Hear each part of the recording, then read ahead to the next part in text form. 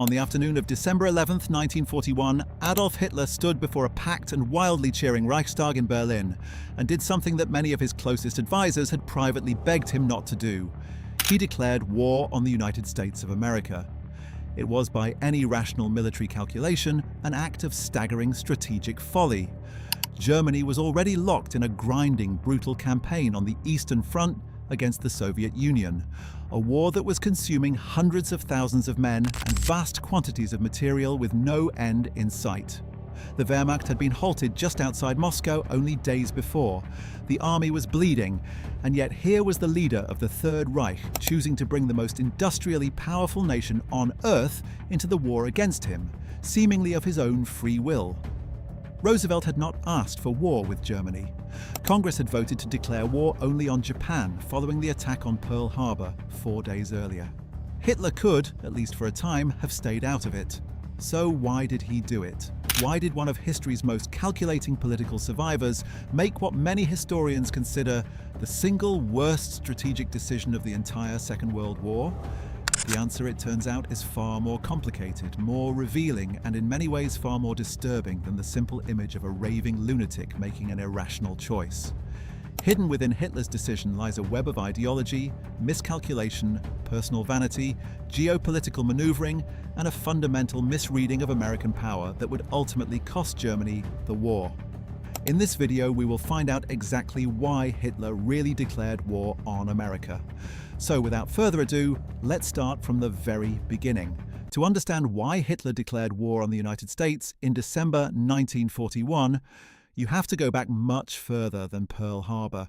You have to understand the world that Hitler inhabited, the America he thought he knew, and the bizarre ideological lens through which he viewed the most powerful democracy on Earth.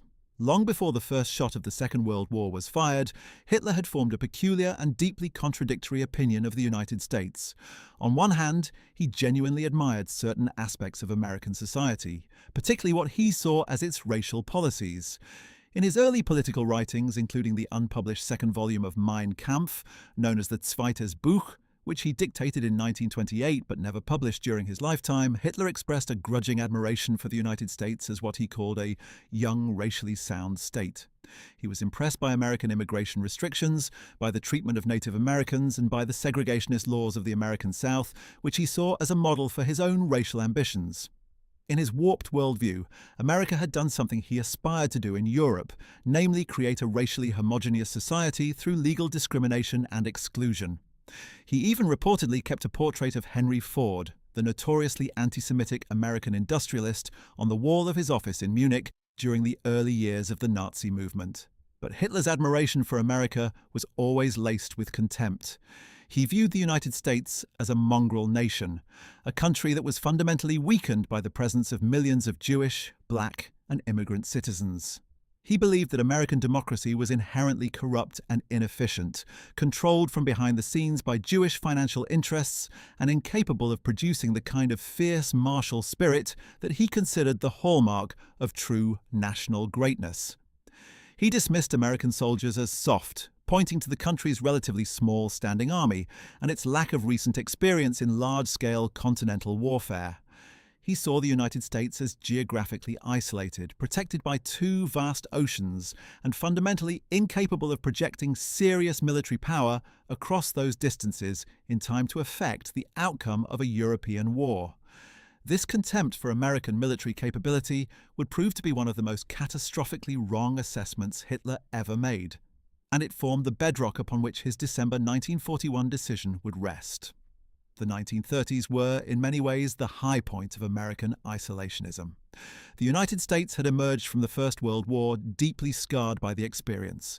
More than 116,000 Americans had died in that conflict, and a significant portion of the American public had come to feel that their country had been dragged into a European quarrel that was none of their business, manipulated by arms manufacturers and international bankers who profited from the bloodshed, while ordinary young Americans died in the mud of France.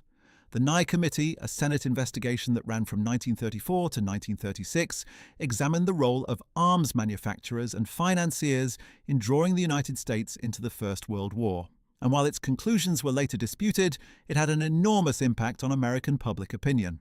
The munitions makers were branded merchants of death in the popular press, and the idea that America had been tricked into war became a widely accepted view. Out of this atmosphere of disillusionment grew a powerful political movement dedicated to keeping America out of any future European conflicts. Between 1935 and 1937, the United States Congress passed a series of neutrality acts designed to prevent the country from being drawn into foreign wars. The Neutrality Act of 1935 prohibited the export of arms, ammunition, and implements of war to belligerent nations. The Neutrality Act of 1936 extended this ban and added a prohibition on loans to warring nations. The Neutrality Act of 1937 went even further, introducing the controversial cash and carry provision, which required any nation purchasing non-military goods from the United States to pay immediately in cash and transport the goods on their own ships, thereby eliminating any financial entanglement that might pull America toward war. These acts represented a genuine and profound commitment by the American political establishment to stay out of foreign conflicts, and Hitler watched their passage with considerable satisfaction. From his perspective, they represented proof that the United States had neither the will nor the inclination to involve itself in his plans for European domination. He was wrong about the will, and he was catastrophically wrong about the inclination. Standing against the tide of isolationism was one of the most consequential American presidents of the 20th century. Franklin Delano Roosevelt had been elected in 1932 on a platform dominated entirely by domestic economic concerns, namely pulling the United States out of the catastrophic Great Depression. But Roosevelt was a man with deep internationalist convictions, shaped by his service as Assistant Secretary of the Navy during the First World War and by his long personal and political friendship with the British establishment. He had watched the rise of Hitler with mounting alarm throughout the 1930s, and he had come to the conclusion, well before most of his fellow Americans, that Nazi Germany represented an existential threat not just to Europe, but to the democratic world order that the United States depended upon for its own security. The challenge Roosevelt faced was formidable. In a democracy, a president cannot take the country to war unless the public is willing to go. And throughout the late 1930s, the American public was emphatically not willing to go to war. Polls consistently showed that the vast majority of Americans wanted to stay out of European conflicts. Roosevelt had to find a way to prepare his country for the possibility of war while respecting the democratic limits on his power. He would have to lead American public opinion gradually and carefully, rather than race ahead of it. The fall of France in June 1940 was a seismic shock to American consciousness. When the news arrived that the French army, long considered the finest in the world, had collapsed in just 6 weeks before the German onslaught, and that the British Expeditionary Force had been driven into the sea at Dunkirk, the comfortable assumption that Europe could handle its own problems without American involvement was suddenly, violently shattered. If France could fall so quickly, could Britain be next? And if Britain fell, what then? Would a triumphant Nazi Germany, in control of the entire coastline of Western Europe from Norway to the Spanish border and commanding the world's second-largest navy, really be content to leave the United States alone? Roosevelt moved quickly to take advantage of the shift in public mood. In a series of fireside chats and public speeches, he began making the argument that American security was directly tied to British survival. He pushed through the Selective Training and Service Act in September 1940, the first peacetime draft in American history, over ferocious isolationist opposition. And in a deal of breathtaking executive creativity, he arranged the Destroyers for Bases Agreement in September 1940, transferring 50 aging American destroyers to the Royal Navy in exchange for the right to lease British naval and air bases in the Caribbean and elsewhere. This deal was announced without congressional approval, and it represented a significant step away from strict neutrality toward open support for Britain. The isolationists did not go quietly. Their most prominent public voice was Charles Lindbergh, the celebrated aviator who had made the first solo transatlantic flight in 1927 and who was, in the late 1930s, arguably the most famous man in America. Lindbergh had visited Germany several times in the late 1930s, had been personally received by Hermann Göring, and had come away deeply impressed by German air power and military capability. He genuinely believed that Nazi Germany would win the war and that the United States could not afford to make an enemy of such a formidable power. In September 1941, Lindbergh gave a speech in Des Moines, Iowa, that effectively ended his career as a political figure. he identified what he called the three main groups pushing America toward war: the British, the Roosevelt administration, and the Jews. The speech was widely condemned as anti-Semitic, and it crystallized for many Americans the troubling connection between isolationism and sympathy for the Nazi cause. The America First Committee, the largest and most powerful isolationist organization in the country, with 800,000 members at its peak, was badly damaged by the association. But even before Lindbergh's Des Moines speech, the political ground had already been shifting beneath the isolationists' feet. The event that truly transformed the American political situation was the passage of the Lend-Lease Act on March 11, 1941. This was one of the most consequential pieces of legislation in American history, and its implications for Hitler's strategic situation were enormous. By late 1940, Britain was essentially bankrupt. The country had been spending its gold reserves and foreign exchange at a ruinous rate to purchase arms and supplies from America under the cash and carry provisions of the Neutrality Acts, and Churchill had warned Roosevelt that Britain simply could not afford to keep going. Roosevelt responded with one of his most brilliant political maneuvers. In a press conference in December 1940, he compared the situation to a neighbor whose house was on fire. "You don't sell him a fire hose," he said. "You lend it to him and take it back when the fire is out." This folksy analogy helped package an enormously radical policy in acceptable terms. The Lend-Lease Act authorized the president to sell, transfer title to, exchange, lease, lend, or otherwise dispose of any defense article to any country whose defense he deemed vital to the defense of the United States. In practical terms, it meant that the United States government could supply Britain, and eventually the Soviet Union and other allies, with unlimited quantities of war material on credit without requiring immediate payment. Over the course of the war, the United States would supply its allies with $50 billion worth of goods under Lend-Lease, an almost incomprehensible sum for the time. Hitler's reaction to Lend-Lease was furious but instructive. He immediately understood what it meant. In a speech to the Reichstag on January 30, 1941, before the act had even passed, he issued a public warning, declaring that any ship carrying Lend-Lease supplies to Britain would be treated as a legitimate target of war. And yet, he did not declare war. He ranted about Roosevelt in private, calling him a warmonger, a tool of Jewish financial interests, a hypocrite hiding behind the mask of neutrality while actively supplying his enemies.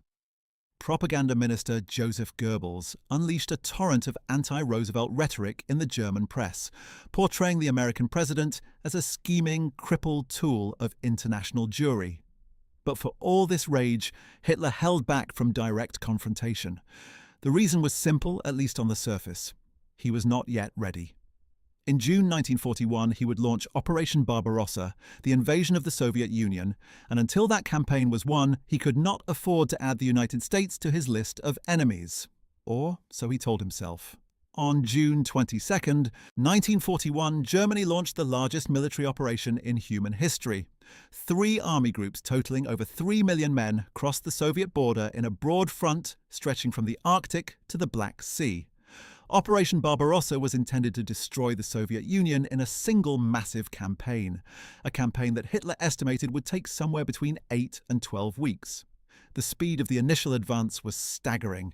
German armoured columns slashed hundreds of miles into Soviet territory in days, encircling and destroying entire Soviet armies. Within weeks, the Wehrmacht had taken millions of prisoners, captured or destroyed thousands of tanks and aircraft, and driven deep into the heart of Russia. Army Group Center reached the outskirts of Smolensk by late July, less than halfway to Moscow, but still an astonishing advance. Back in Berlin, Hitler and the German High Command were euphoric. The Soviet colossus, they believed, was already mortally wounded. Give it another push, and it would collapse entirely. But Barbarossa was not won in 8 weeks. It was not won in 12 weeks. As summer gave way to autumn and autumn to the brutal Russian winter, the campaign ground on without delivering the decisive victory Hitler had promised. The Soviets, despite their catastrophic early losses, did not collapse. They retreated, reorganized, and fought back with a ferocity that stunned the German soldiers who encountered them. The logistical demands of the campaign proved far greater than the German quartermasters had planned for. Roads dissolved into mud during the autumn rains, equipment broke down, horses died by the thousands, And then the winter came, and with it, temperatures that plummeted to -40 degrees Celsius, temperatures for which German soldiers had received no adequate preparation, no winter uniforms, no cold-weather lubricants for their weapons and tanks, nothing. The advance slowed to a crawl, and then it stopped. By early December 1941, Army Group Center had reached the outskirts of Moscow, close enough that German officers with binoculars could reportedly see the spires of the Kremlin. And there the offensive ground to a halt, stopped not just by the cold and the mud, but by Soviet resistance that showed no sign of breaking. It was against this backdrop of stalling momentum and rising casualties on the Eastern Front that the events of December 7th, 1941 unfolded on the other side of the world. But to understand the full context of those events, we need to go back and trace another thread in the tapestry of events that led to Hitler's fateful decision. We need to understand the strange, fateful relationship between Nazi Germany and Imperial Japan, and specifically the document that bound them together in a way that would have consequences neither could fully have anticipated. On September 27, 1940, Germany, Italy, and Japan signed the Tripartite Pact in a ceremony in Berlin. The pact formalized the alliance between the three nations that would come to be called the Axis powers, and its key provision, Article 3, stated that the three signatories agreed to assist one another with all political, economic, and military means if one of the three was attacked by a power not currently involved in the European War or in the Sino-Japanese conflict. The clear target of this provision was the United States. The idea was straightforward, at least in theory. If America declared war on any one of the three Axis powers, the other two would immediately declare war on America, confronting the United States with a two-ocean war against three major powers simultaneously. The deterrent effect was supposed to keep the United States out of the conflict altogether. Hitler believed, with considerable reason, that the prospect of fighting Germany in the Atlantic and Japan in the Pacific at the same time would be enough to keep even Roosevelt from risking intervention. What Hitler had not thought through carefully enough was the reverse logic of the pact. If Japan attacked the United States, and the United States declared war on Japan, Germany would be obligated to declare war on America. This was the scenario that actually unfolded, but crucially, it was not automatically required. The text of Article 3 specified that the obligation to assist applied only if one of the signatories was attacked. If Japan launched an offensive strike against American territory, Japan would be the aggressor, not the victim, and the obligation to declare war in Japan's defense would be legally questionable. When Hitler's foreign minister, Joachim von Ribbentrop, was later asked about this point, he acknowledged that the pact did not technically obligate Germany to declare war on America in the specific circumstances that arose after Pearl Harbor. Hitler chose to declare war anyway. And that choice, that voluntary, unnecessary, self-destructive choice, is at the heart of the mystery this video sets out to unravel. To understand the full picture, we need to spend some time with the men around Hitler who were either pushing him toward that decision or, in some cases, desperately trying to prevent it. Let us begin with the man who was, in many ways, the architect of Germany's diplomatic strategy, and who bore a heavy responsibility for putting Hitler in the position he found himself in on December 11th, 1941. Joachim von Ribbentrop was born in Wesel, Germany in April 1893. His early life was unremarkable. The son of a military officer who moved the family to various postings around Germany and Switzerland during Ribbentrop's childhood. He was educated in Germany, England, and France, and he spent time in Canada before the First World War, working in various commercial ventures. When war broke out in 1914, he returned to Germany and served as a junior officer on the Western Front, earning the Iron Cross First Class before being transferred to administrative duties in Turkey. After the war, he entered the wine and spirits trade, marrying the daughter of a wealthy champagne manufacturer named Anna Elisabeth Henkel. The marriage gave him access to social circles well above his station by birth, and Ribbentrop became known for his ostentatious socializing, his expensive suits, and his compulsive name-dropping. He was, by the accounts of almost everyone who knew him, a vain, shallow, and fundamentally mediocre man who had stumbled into a position of enormous power through a combination of social ambition, obsequious flattery toward Hitler, and sheer persistence. Even within the Nazi hierarchy, which was not known for its refined intellectual atmosphere, Ribbentrop was regarded with contempt. Hermann Göring reportedly called him Germany's #1 parrot. General Wilhelm Keitel, the head of the German Armed Forces High Command, dismissed him as an empty vessel. And yet, despite the near-universal disdain of his colleagues, Ribbentrop held one of the most powerful positions in the Nazi state. Ribbentrop had joined the Nazi Party in 1932 and had made himself useful to Hitler primarily as a social contact broker, using his network of international connections to arrange meetings between Nazi leaders and foreign dignitaries. His greatest diplomatic achievement, in his own estimation, was the signing of the Anglo-German Naval Agreement in 1935, which allowed Germany to rebuild its navy to 35% of British naval tonnage. This agreement, which Ribbentrop negotiated without the full knowledge or approval of the German Foreign Office, earned him Hitler's gratitude and convinced him that he had a special talent for personal diplomacy. He was appointed German ambassador to Great Britain in 1936, a posting that proved disastrous.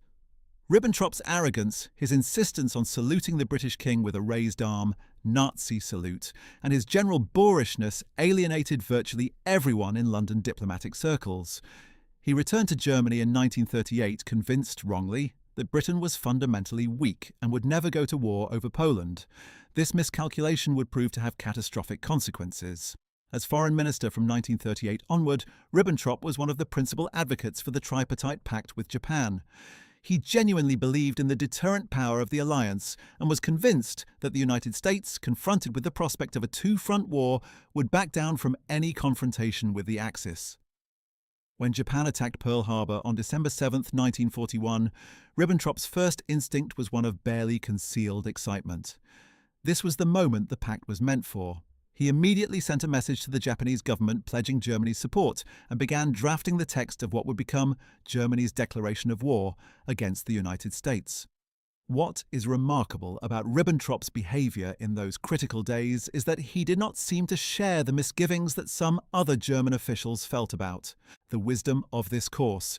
He did not pause to calculate whether Germany was legally obligated to declare war, whether Japan's attack on Pearl Harbor technically met the threshold of Japan being attacked by a third power. He simply assumed that Germany would declare war, and he moved to make it happen as quickly as possible. One man who had very different instincts about the situation was Ernst von Weizsäcker, the State Secretary of the German Foreign Ministry and Ribbentrop's chief subordinate. Weizsäcker was a career diplomat of the old school, a man who had served the German state long before the Nazis came to power and who regarded the Third Reich's foreign policy with increasing dismay. He was not a resistance figure in any heroic sense, and he would face his own post-war reckoning before the Allied tribunals in Nuremberg. But in December 1941, Weizsäcker recognized with cold clarity what declaring war on America would mean. He later wrote in his memoirs that he had considered the American declaration of war to be the decisive turning point of the conflict, the moment when Germany's defeat became virtually inevitable. In the days after Pearl Harbor, Weizsäcker attempted to send signals through intermediary channels suggesting that Germany might not automatically follow Japan into war with America. These signals came to nothing. Hitler had already made up his mind, and Ribbentrop was in full agreement with him. Another crucial figure in the unfolding drama was Hans Thomsen, who served as the German chargé d'affaires in Washington in the years before the declaration of war. Thomsen had been sending increasingly alarmed reports back to Berlin throughout 1941, warning of the growing American public and political willingness to enter the war and, crucially, of the immense productive capacity that America was beginning to mobilize. He described the vast expansion of American defense industries, the construction of new factories and shipyards, the training of new military units. He tried to convey to his superiors in Berlin the sheer scale of what America was capable of producing if fully committed to war. His reports were largely ignored. Hitler had formed his opinion of American military capability long before the war began, and he was not interested in facts that contradicted it. Thomsen's dispatches piled up in the files of the Foreign Ministry, read by minor officials and occasionally forwarded upward with little effect. When war with America came, Thomsen and his staff were interned at the Greenbrier Hotel in White Sulphur Springs, West Virginia, pending their eventual repatriation to Germany in a diplomatic exchange. He had watched the catastrophe he had tried to warn against come to pass, powerless to prevent it. On the military side, the man whose thinking was perhaps most directly relevant to Hitler's December 1941 decision was Grand Admiral Erich Raeder, the Commander-in-Chief of the German Navy. Raeder was born in Wandsbek, near Hamburg, in April 1876, and had spent his entire career in the German naval service. He had served as a staff officer to Admiral Franz von Hipper during the First World War, participating in the Battle of the Jutland in May 1916, and had risen through the interwar period to become the Chief of the Kriegsmarine in 1928. He was a meticulous, deeply professional naval officer who held strong views about how naval warfare should be conducted and who had been engaged in a long, frustrating battle with Hitler throughout the war over the rules of engagement for German submarines. Raeder's central strategic obsession throughout the early years of the war was the Battle of the Atlantic. He believed, with considerable justification, that if German submarines could strangle Britain's Atlantic supply lines, Britain could be brought to its knees without any need for a land invasion. But to make this strategy work, the U-boats needed to operate without restrictions. They needed to be able to attack any ship supplying Britain, including American ships. This brings us to one of the most critical and least understood aspects of the background to Hitler's December 1941 decision. Throughout 1941, the Battle of the Atlantic had been conducted under a set of complex and constantly shifting rules of engagement that placed severe limitations on German submarine commanders. Hitler was acutely aware that sinking American ships would provoke Washington and potentially accelerate American entry into the war, so he repeatedly ordered his U-boat commanders to exercise caution around American vessels to avoid incidents that might give Roosevelt a pretext for war. These restrictions drove Raeder and his U-boat commanders, including the aggressive and brilliant submarine commander Karl Dönitz, to the point of absolute fury.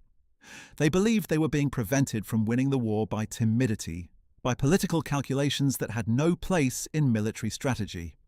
Every month that passed under these restrictions was a month of lost opportunities, a month in which Allied convoys crossed the Atlantic carrying supplies that helped keep Britain fighting. Karl Dönitz, who commanded Germany's U-boat fleet and would later succeed Hitler himself as head of state in the final days of the war, had been pushing for unrestricted submarine warfare against American shipping since the United States had begun providing naval escorts for Atlantic convoys in the autumn of 1941. Dönitz was born in Grünau near Berlin in September 1891. He had served as a U-boat commander in the First World War and had been captured by the British in 1918 when his submarine was sunk off Malta. During the interwar years, he had devoted himself entirely to the development of submarine warfare doctrine, developing the Wolfpack tactics that would come to define the Battle of the Atlantic. He was a man of fierce, single-minded professional dedication who judged everything in terms of its utility to the submarine campaign. When America began providing escorts for British convoys, Dönitz regarded it as an act of war in everything but name, and he repeatedly urged Hitler to remove the restrictions on attacking American ships. Hitler consistently refused until December 1941. There were 3 specific incidents in the Atlantic in the autumn of 1941 that pushed the already tense US-German naval relationship to the brink of open warfare. The first occurred on September 4, 1941, when the American destroyer USS Greer was tracking a German submarine, U-652, in the waters south of Iceland and broadcasting the submarine's position to nearby British aircraft. The British aircraft attacked the U-boat with depth charges. The U-boat commander, mistakenly believing that the Greer itself had attacked him, retaliated by firing 2 torpedoes at the destroyer. The torpedoes missed, and the Greer then counterattacked with depth charges. In a radio address on September 11th, Roosevelt described the incident as an act of piracy and announced that American naval forces would shoot on sight at any Axis naval vessel encountered in waters deemed vital to American defense. What Roosevelt did not tell his listeners was the full story of what the Greer had been doing before the torpedoes were fired. The orders to shoot on sight represented a dramatic escalation of America's undeclared naval war with Germany, and Dönitz was furious that even these provocations were not enough to get Hitler to lift the restrictions on his submarines. The second incident was far more serious. On October 17, 1941, the American destroyer USS Kearney was escorting a convoy when it was hit by a torpedo from the German submarine U-568. The explosion killed 11 American sailors. the first Americans to die in the naval conflict with Germany. Roosevelt addressed the nation again, declaring that America has been attacked. He used the incident to push Congress to repeal the remaining provisions of the Neutrality Acts that prohibited American merchant ships from arming themselves and entering combat zones. Congress complied. The third and most dramatic incident came on October 31, 1941, when the American destroyer USS Reuben James, one of the oldest ships in the United States Navy, was sunk by a torpedo from U-552, commanded by Eric Topp. The Reuben James went down with the loss of 115 sailors, the first American warship sunk in the war.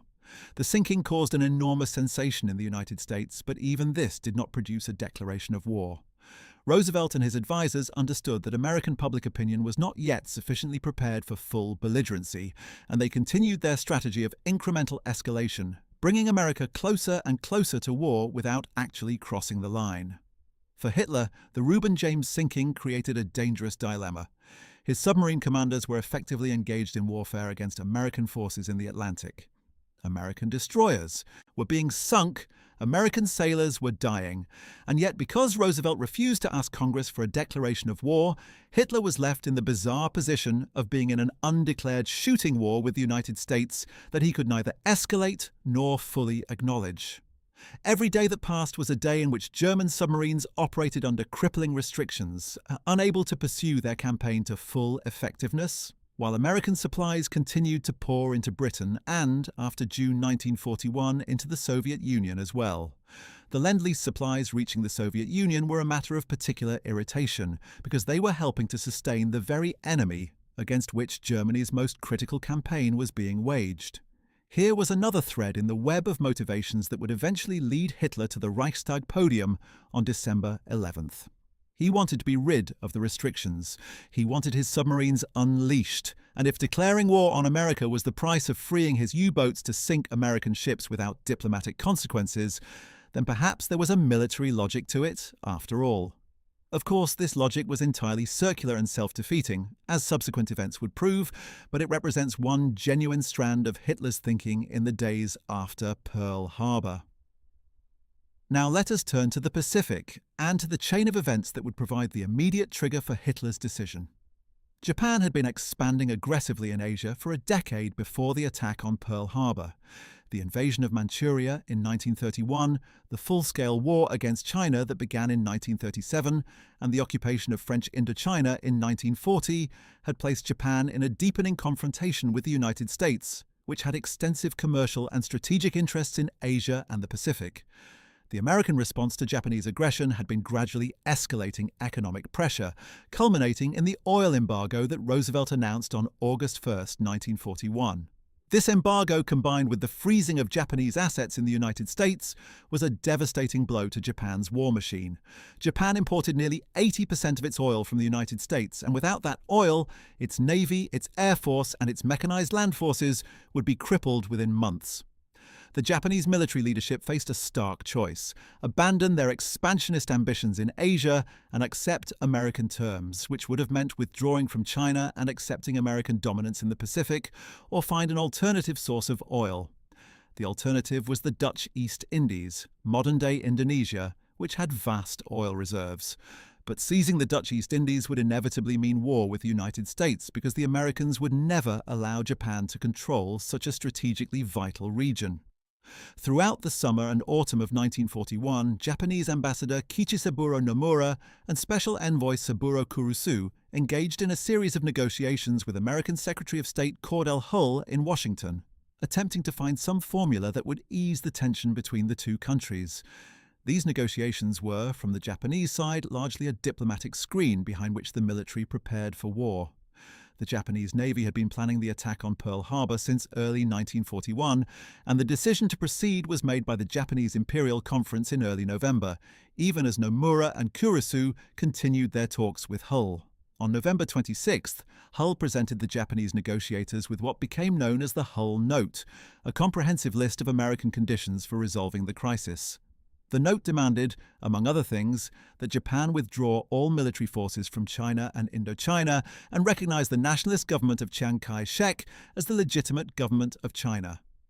From the Japanese perspective, these were impossible conditions, a demand for the complete reversal of a decade of expansion. When the hull note reached Tokyo, the Japanese leadership interpreted it as an ultimatum, and the decision for war was effectively sealed. In the early morning hours of December 7, 1941, Sunday in Hawaii, a fleet of Japanese aircraft carriers launched 353 aircraft against the American naval base at Pearl Harbor on the island of Oahu. The attack was meticulously planned and brilliantly executed. In 2 waves of attacks, the Japanese aircraft sank or damaged 8 American battleships, destroyed 188 American aircraft, killed 2,403 Americans, and wounded another 1,178. It was the most devastating naval attack in American history, and it achieved total tactical surprise. The Pacific Fleet's battleship force, which the Japanese had targeted as the primary threat to their operations in the Pacific, was effectively destroyed in a matter of hours. Admiral Husband Kimmel and General Walter Short, the American commanders at Pearl Harbor, had received various warnings in the preceding days and weeks, but they had failed to put their forces on an adequate state of alert. The Japanese attack caught the Americans completely off guard, and the carnage was appalling, but it was not a perfect strategic success.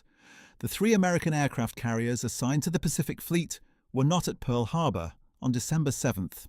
The USS Enterprise was returning from Wake Island. The USS Lexington was ferrying aircraft to Midway. The USS Saratoga was at Puget Sound for repairs. These 3 ships, which would prove to be far more important to the coming naval war than the battleships destroyed at Pearl Harbor, escaped the attack entirely. And the Japanese planes did not destroy Pearl Harbor's enormous fuel storage tanks, which held 4.5 million barrels of oil, vital for sustaining any American naval operations in the Pacific. Japanese Admiral Chuichi Nagumo, the commander of the attacking fleet, decided against launching a 3rd wave of attacks that might have caught and destroyed these critical facilities, a decision that would later be second-guessed by his superiors. Still, in the immediate aftermath of December 7th, these qualifications were cold comfort. America had been struck a blow of shattering psychological and military significance, and the country responded with a fury that would ultimately consume its attackers. The news of Pearl Harbor reached Hitler at his Wolf's Lair headquarters in East Prussia in the afternoon of December 7th, 1941.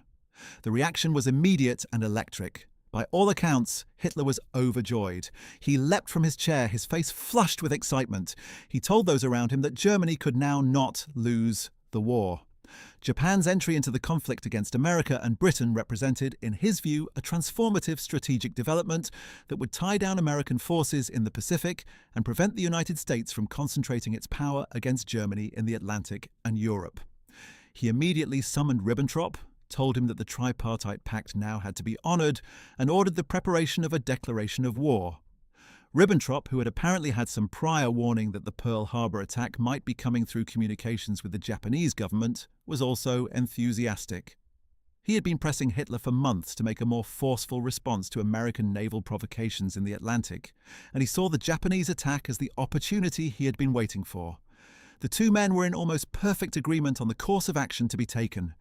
Not everyone in Hitler's inner circle shared his enthusiasm. The reactions of the German military high command were far more mixed, and some of the responses reveal a great deal about the fundamental divisions within the Nazi leadership over strategy and the conduct of the war. General Alfred Jodl, the chief of the Wehrmacht operations staff and arguably the man closest to Hitler on matters of operational strategy, had mixed feelings about the declaration of war. Jodl had served as an artillery officer in the First World War and had risen through the interwar army to become one of Hitler's most trusted military advisors by 1939. He was a precise, technically skilled officer who tended to analyze problems in purely military terms and who was known for his icy reserve and his unquestioning loyalty to Hitler. At the Nuremberg trials, where he would eventually be convicted of war crimes and executed, Jodl acknowledged that the declaration of war on America had been a strategic error of the first magnitude. He later stated, in effect, that Germany had effectively already been at war with America in all but name by December 1941, given the extensive American naval operations in the Atlantic and the Lend-Lease supplies flowing to Germany's enemies. From this perspective, he argued, making the war official did not fundamentally change Germany's situation. It simply removed the legal fiction of American neutrality that had been becoming increasingly strained. This was, in hindsight, a rationalization rather than a genuine strategic argument, but it reflects the kind of logic that Hitler and those around him were using in those critical days. Wilhelm Keitel, who served as the chief of the Wehrmacht High Command and who has often been described as little more than Hitler's military rubber stamp, a characterization that is somewhat uncharitable but not entirely inaccurate, supported the declaration without apparent hesitation. Keitel was born in Helmscherode, Brunswick, in September 1882, the son of a farmer. He had served as an artillery officer in the First World War and had pursued a steady, if unremarkable, career in the interwar German army before catching Hitler's attention in the late 1930s. He was selected for his role as chief of the Wehrmacht High Command, less because of his strategic brilliance than because of his absolute personal loyalty to Hitler and his willingness to implement decisions without question. The historian and fellow German officer Erich von Manstein, one of the most gifted commanders of the war, famously described Keitel as loyal as a dog, and the comparison was not entirely complimentary. Keitel would later be executed at Nuremberg for his role in implementing a series of criminal orders, including the Commissar Order, which directed the summary execution of Soviet political officers, and the Night and Fog Decree, which authorized the secret kidnapping and disappearance of civilians in occupied territories. In December 1941, Keitel raised no objection to the declaration of war on America. He was not a man given to raising objections to Hitler on major strategic questions. Far more interesting and far more revealing about the internal dynamics of Hitler's decision-making is the case of Admiral Erich Raeder and what he actually thought about declaring war on America in December 1941. Raeder was, as we have already established, the man who had been most consistently frustrated by Hitler's reluctance to confront the United States more directly. He had been pushing for unrestricted submarine warfare against American shipping for months. And yet, when the moment actually came, Raeder's response was more complicated than simple enthusiasm. He was, at his core, a careful and methodical naval officer who understood the enormous productive capacity of the United States shipbuilding industry. He knew better than almost anyone else in the German High Command just how many ships American shipyards could produce if fully mobilized for war production. He had read the reports from German naval attachés in America, who described with astonishment the scale of American shipbuilding programs and the speed with which new vessels were being laid down. Raeder understood that declaring war on America meant inviting a shipbuilding competition that Germany could not possibly win in the long run. His enthusiastic support for submarine warfare against American shipping was based on the hope that the U-boats could inflict enough damage quickly enough to break Allied supply lines before American productive capacity could swing the balance. In other words, his strategic logic depended on a race against time, a race that Germany would lose if it did not win quickly. This was not, in retrospect, a very comforting basis for a declaration of war, but it was at least a coherent military argument of a kind. Now we must examine in much greater detail the various reasons that historians have advanced for Hitler's decision, because this is really the heart of the matter. Why, when he was under no legal obligation to do so, when several of his senior advisors had misgivings, when the military situation on the Eastern Front was precarious, did Hitler choose to declare war on the most powerful industrial nation on Earth? There are at least 6 distinct explanations that historians have advanced, and the truth almost certainly involves all of them to varying degrees. The first and most frequently cited reason is the simplest. Hitler believed that war with America was inevitable, and he thought it was better to declare it on his own terms and at a moment of his choosing than to wait for Roosevelt to force it on him. This argument has genuine force. Throughout 1941, the undeclared naval war in the Atlantic had been escalating continuously. American destroyers were attacking German submarines. American ships were carrying Lend-Lease supplies to Britain and the Soviet Union. Roosevelt had made clear in numerous speeches and public statements that he considered Nazi Germany an existential threat to everything the United States stood for. From Hitler's perspective, it was only a matter of time before Roosevelt found a pretext to bring America formally into the war. By declaring war first, Hitler could frame the conflict on his own terms, could present himself to the German people and to the world as a man who was responding to provocation rather than initiating aggression, and could take control of the narrative. He also hoped, and this connects to his second reason, that a Japanese alliance against America would tie down American resources and attention in the Pacific, preventing the United States from bringing its full power to bear in the European theatre. If America was going to enter the war anyway, better to have it enter while distracted by Japan. The second reason is closely related. Hitler genuinely believed that Japan's entry into the war was transformative in a way that tilted the strategic balance in his favour. He expected Japan to advance westward through Southeast Asia and eventually to threaten British India, perhaps even to link up with German forces advancing through the Middle East and Persian Gulf region. This grand strategic vision, in which the Axis powers would eventually control a vast arc of territory stretching from Western Europe through the Middle East to East Asia, was one of Hitler's recurring fantasies, though it was based on no realistic assessment of the logistical and operational challenges involved. More immediately, he hoped and believed that Japan would fulfill its obligations under the Tripartite Pact by attacking the Soviet Union from the east, creating the two-front war for the Soviets that Germany had been hoping to bring about. Stalin had carefully avoided any confrontation with Japan throughout 1941, and Japan had signed a neutrality pact with the Soviet Union in April of that year. But Hitler convinced himself that the new state of open war between Japan and the Western Allies would change this calculation, that Japan would eventually turn north and attack Siberia, forcing Stalin to fight on two fronts simultaneously. In this hope, he was to be sorely disappointed. Japan never attacked the Soviet Union, choosing instead to continue its drive southward into the Pacific and Southeast Asia. The Soviet Union and Japan would maintain their uneasy neutrality until the very last weeks of the war in Europe, and the Japanese threat that Hitler counted on to distract Stalin never materialized. The third reason for Hitler's declaration of war is perhaps the most important from a purely military standpoint. Even if it was the most short-sighted, he wanted to unleash his submarines without restriction. For 18 months, Raeder and Dönitz had been begging Hitler to remove the operational restrictions that prevented German U-boats from attacking American ships and from operating freely in American-patrolled waters.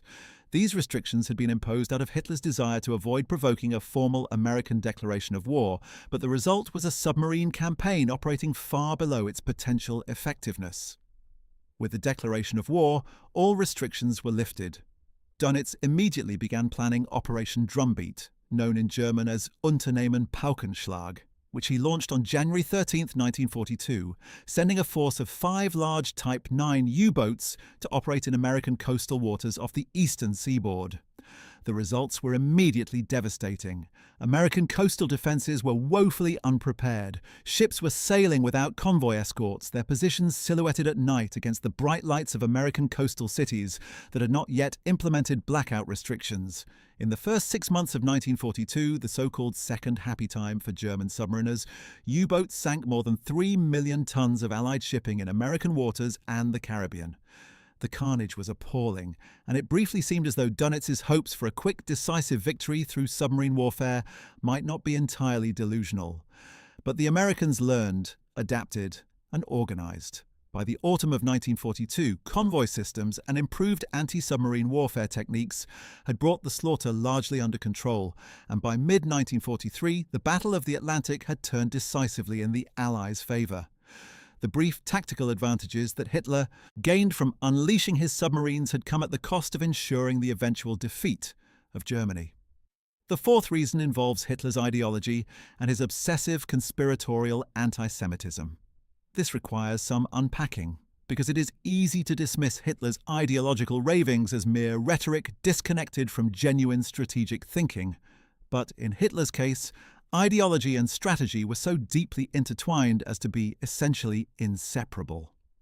From the moment Hitler had entered politics in the early 1920s, he had been preaching the doctrine that Germany's greatest enemy was not any particular nation, but rather international Jewry, which he claimed controlled the financial systems and media of the major democracies and used them to pursue the destruction of the German people. In this conspiracy theory, Franklin Roosevelt was not an autonomous political leader pursuing American national interests, but rather a puppet of Jewish financiers, a tool of the same international Jewish cabal that Hitler claimed had stabbed Germany in the back in 1918. This meant that Roosevelt's policy of supporting Britain and the Soviet Union was, in Hitler's mind, not a pragmatic exercise in geopolitical interest, but a fundamentally ideological campaign driven by Jewish hatred of Germany and National Socialism. And since the war was, at its deepest level, an ideological struggle between Germany and the Jewish world conspiracy, there could be no neutral parties. A nation was either fighting for Germany or fighting for the Jews. The United States, under Roosevelt's leadership, was clearly fighting for the Jews. Therefore, in a profound sense, America and Germany were already at war on the most fundamental level, regardless of what formal declarations had or had not been made. This ideological logic helps explain something that might otherwise seem puzzling about Hitler's behavior in the months before December 1941. Despite the escalating naval conflict with America, despite the Lend-Lease supplies flowing to his enemies, despite the growing evidence that Roosevelt intended to bring America into the war, Hitler repeatedly insisted to his generals and his diplomatic staff that the United States would not enter the conflict for at least 1 or 2 more years. He based this assessment partly on the size and readiness of the American military, which was indeed quite small by the standards of the major powers, and partly on his reading of American domestic politics, in which the isolationist movement seemed to him a more powerful force than it actually was. But underlying these relatively rational assessments was a more fundamental conviction rooted in his ideology. He could not quite bring himself to believe that a nation so corrupted by Jewish influence, so weakened by racial mixing and democratic decadence, could actually organize itself to fight a serious war.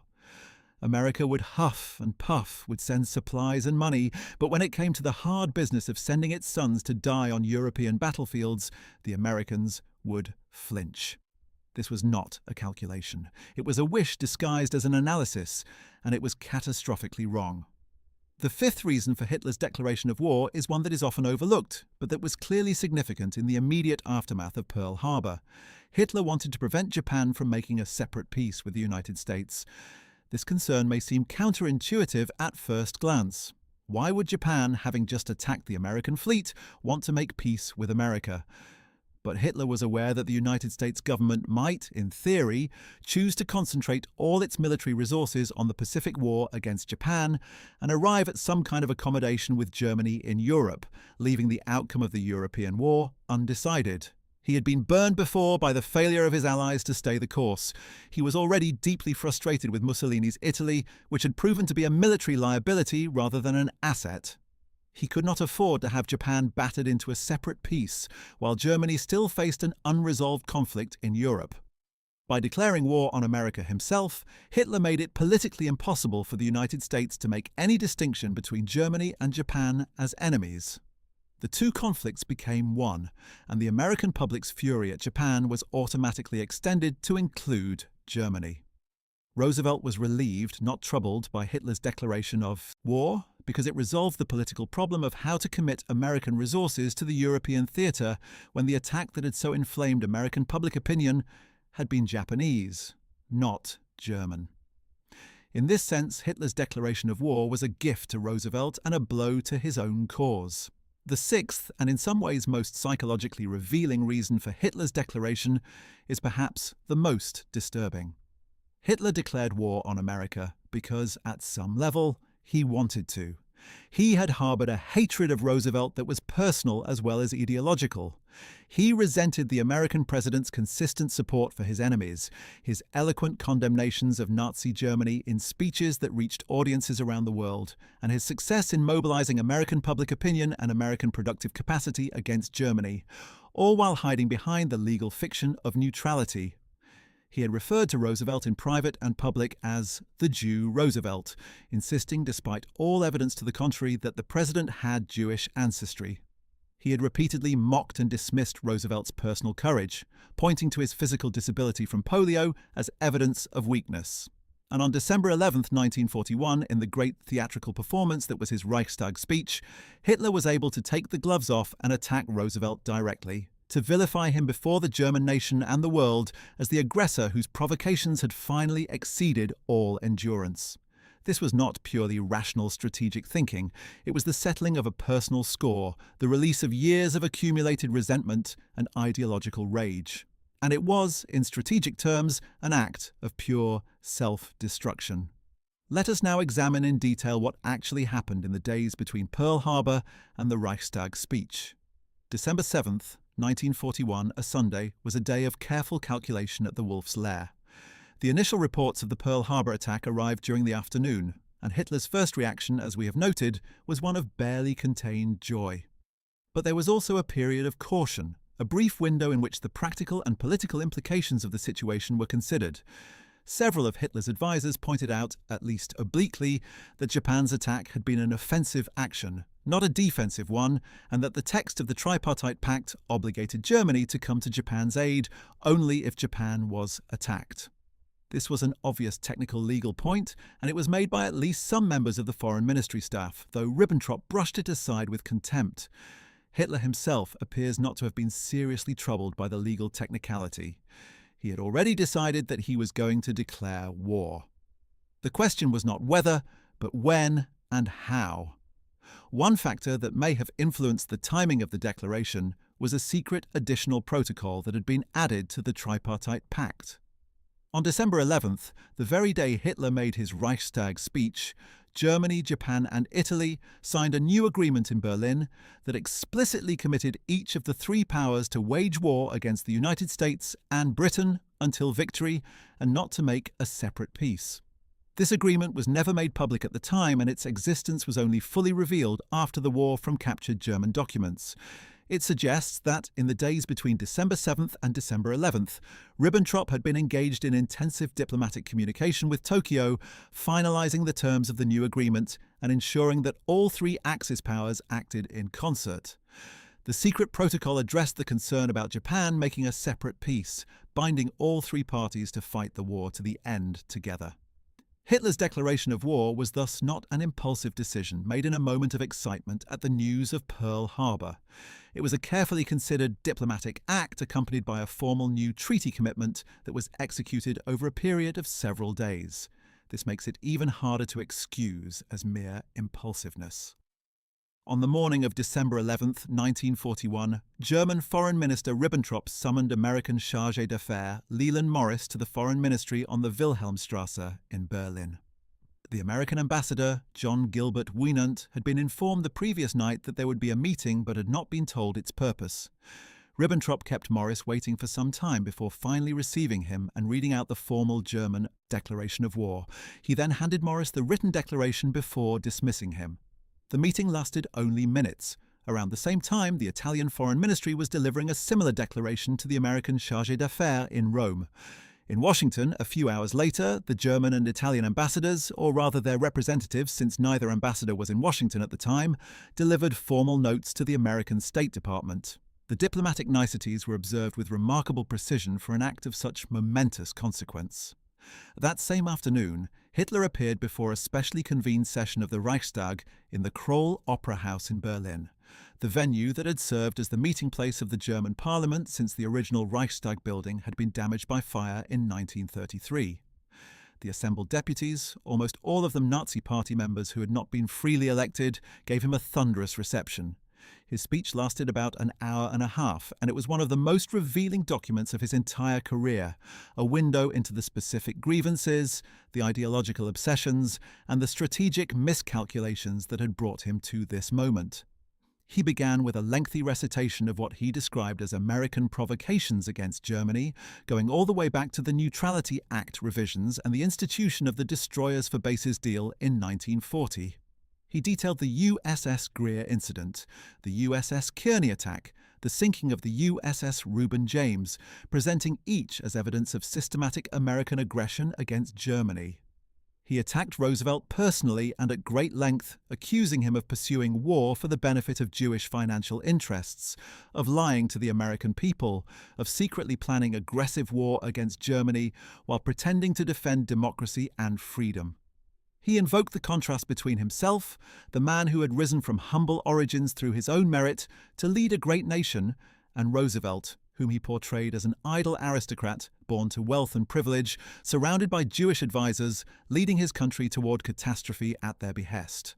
The speech was brilliant demagoguery, full of specific details that created an impression of thorough historical and legal argumentation, structured to make Germany's declaration of war appear not as aggression, but as a response to years of American aggression and bad faith.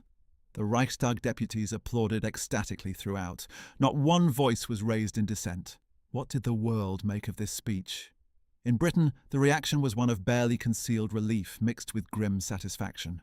Churchill, who had been desperate for American intervention in the war ever since he had taken office as Prime Minister in May 1940, later wrote that when he heard the news of Hitler's declaration of war, he felt certain for the first time that Britain would survive and that ultimately the Allies would win. He reportedly told his aides that evening that he had gone to bed and slept the sleep of the saved and the thankful. He understood what Hitler apparently did not, that the United States was not the racially degenerate, Jewish-controlled, militarily incompetent country of Hitler's imagination.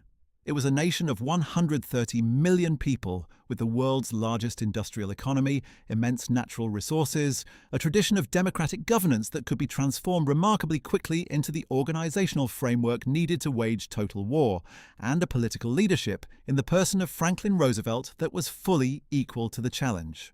Churchill had spent 2 years trying to bring America into the war. Hitler had just done it for him.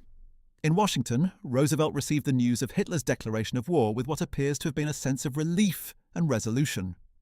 He had been wrestling for months with the political problem of how to commit American resources and attention to the European theatre when the formal state of war that existed was with Japan.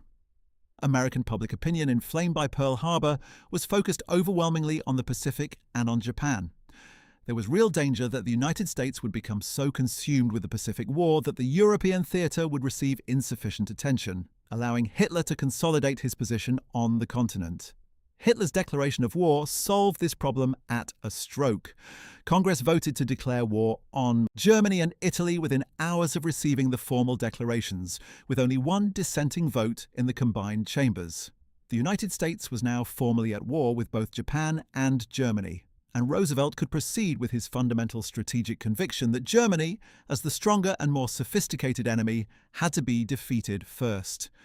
The decision to prioritize the European theatre over the Pacific, the so-called Germany First strategy, which American and British military planners had been quietly developing for months, could now be implemented openly and with the full political support of a Congress and a public that had been united behind the war effort by the events of December 7th and December 11th.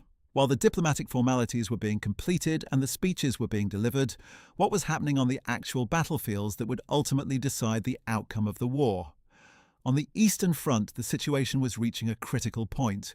General Georgy Zhukov, who had been appointed to command the defense of Moscow in October 1941, launched a major Soviet counteroffensive on December 5th, just 2 days before Pearl Harbor. Soviet forces struck at the overextended German lines to the north and south of Moscow, exploiting the exhaustion and cold weather unreadiness of the German troops and achieving significant initial advances.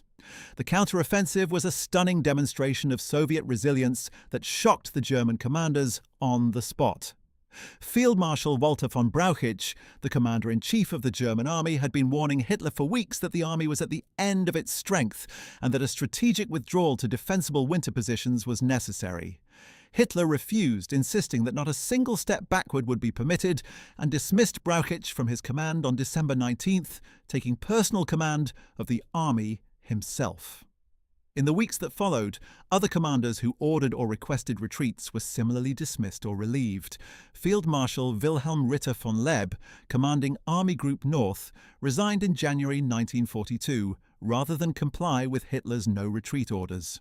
Field Marshal Fedor von Bock, who had commanded Army Group Center during the assault on Moscow, was relieved for health reasons in December, but was effectively pushed out because of his request for permission to conduct a limited withdrawal. Field Marshal Gerd von Rundstedt, commanding Army Group South, had already been relieved in late November after ordering a retreat from Rostov without Hitler's permission. The pattern was clear. Hitler was consolidating his personal control over the army at precisely the moment when Germany was declaring war on the world's greatest industrial power. The man who replaced Brauchitsch and who would serve as the professional head of the German army for the rest of the war was not an independent military commander, but Hitler himself, combined with the administrative services of the Army High Command. This concentration of military and political authority in a single person, who also happened to be prosecuting a war on multiple fronts while simultaneously managing a genocidal empire, was one of the structural factors that made German strategic decision-making increasingly irrational and self-defeating as the war progressed. But in December 1941, Germany's military situation, while deteriorating at Moscow, was still far from hopeless. The summer and autumn conquests had been enormous, encompassing huge swaths of Soviet territory, including the breadbasket of Ukraine and most of the European Soviet Union's industrial base.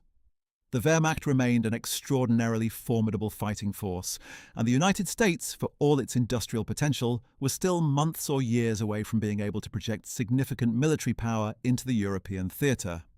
If Hitler had been right about America's inability to convert its industrial potential into actual military strength quickly, the declaration of war might not have been the disaster it proved to be. But Hitler was catastrophically wrong about this, as he had been wrong about so many things. The American mobilization that followed the declarations of war was one of the most remarkable organizational achievements in human history. In the weeks and months after December 1941, American factories began converting to war production at a speed and on a scale that German planners had not thought possible. The automobile manufacturers of Detroit stopped making cars and started making tanks, artillery, trucks, and aircraft engines. The shipyards of the Atlantic, Pacific, and Gulf coasts went to 3-shift, 7-day-a-week operations, turning out destroyers, aircraft carriers, landing craft, and cargo vessels at previously unimaginable rates. The famously efficient production methods pioneered by men like Henry Kaiser, who built Liberty cargo ships at a rate of 1 every 10 days and eventually got production time down to 4 days, were applied to the problem of war production with results that seemed literally impossible to outside observers. In 1942, the United States produced 47,836 military aircraft. In 1943, that number rose to 85,898. In 1944, it reached 96,318. In those same 3 years, the United States produced 88,410 tanks, 257,390 artillery pieces, 44 billion rounds of small arms ammunition, and 5,777 merchant vessels. These were not the production figures of a country weakened by racial mixing and democratic decadence. They were the production figures of a nation that had been roused to a fury of industrial effort that no country on earth could match. Hitler had been warned about this. The reports from German observers in America, from naval attachés and diplomatic staff, had been describing the scale of American industrial mobilization for months before December 1941. Fritz Wiedemann, who had served as Hitler's personal adjutant and had been posted to San Francisco as German consul general, sent detailed reports about American industrial capacity and the speed of military buildup that should have given any rational strategist serious pause. Hans Dieckhoff, the former German ambassador to Washington, wrote a long memorandum in November 1941, warning in the starkest terms that declaring war on the United States would be a strategic catastrophe. He estimated that America would be capable of producing war material in quantities that would overwhelm any opponent within 2 years of full mobilization. His memorandum reached the Foreign Ministry but appears never to have been seriously considered by Hitler, who had already decided that the experts were wrong and that America was not what they claimed it to be. In the days immediately after the declarations of war, German military intelligence officers tried to construct a more systematic assessment of what American entry into the war would mean. Their conclusions were deeply pessimistic. The intelligence assessments that survived from late 1941 and early 1942 showed German analysts wrestling with the implications of American industrial capacity and trying to convince themselves that Japan's entry into the conflict as an ally offset the disadvantages. They focused on the defensive advantages Germany now possessed in Europe, on the distances that separated American forces from European battlefields, on the logistical challenges the Allies would face in projecting military power across the Atlantic. Some of these points had genuine validity. It would indeed take years for American forces to be trained, equipped, and transported to Europe in sufficient numbers to make a decisive difference. But the critical question was not whether America could eventually bring overwhelming force to bear on Germany. It was whether Germany could win the war in the interim before American power reached full effectiveness. And on that question, the assessments were far less reassuring. The key variable was the Eastern Front.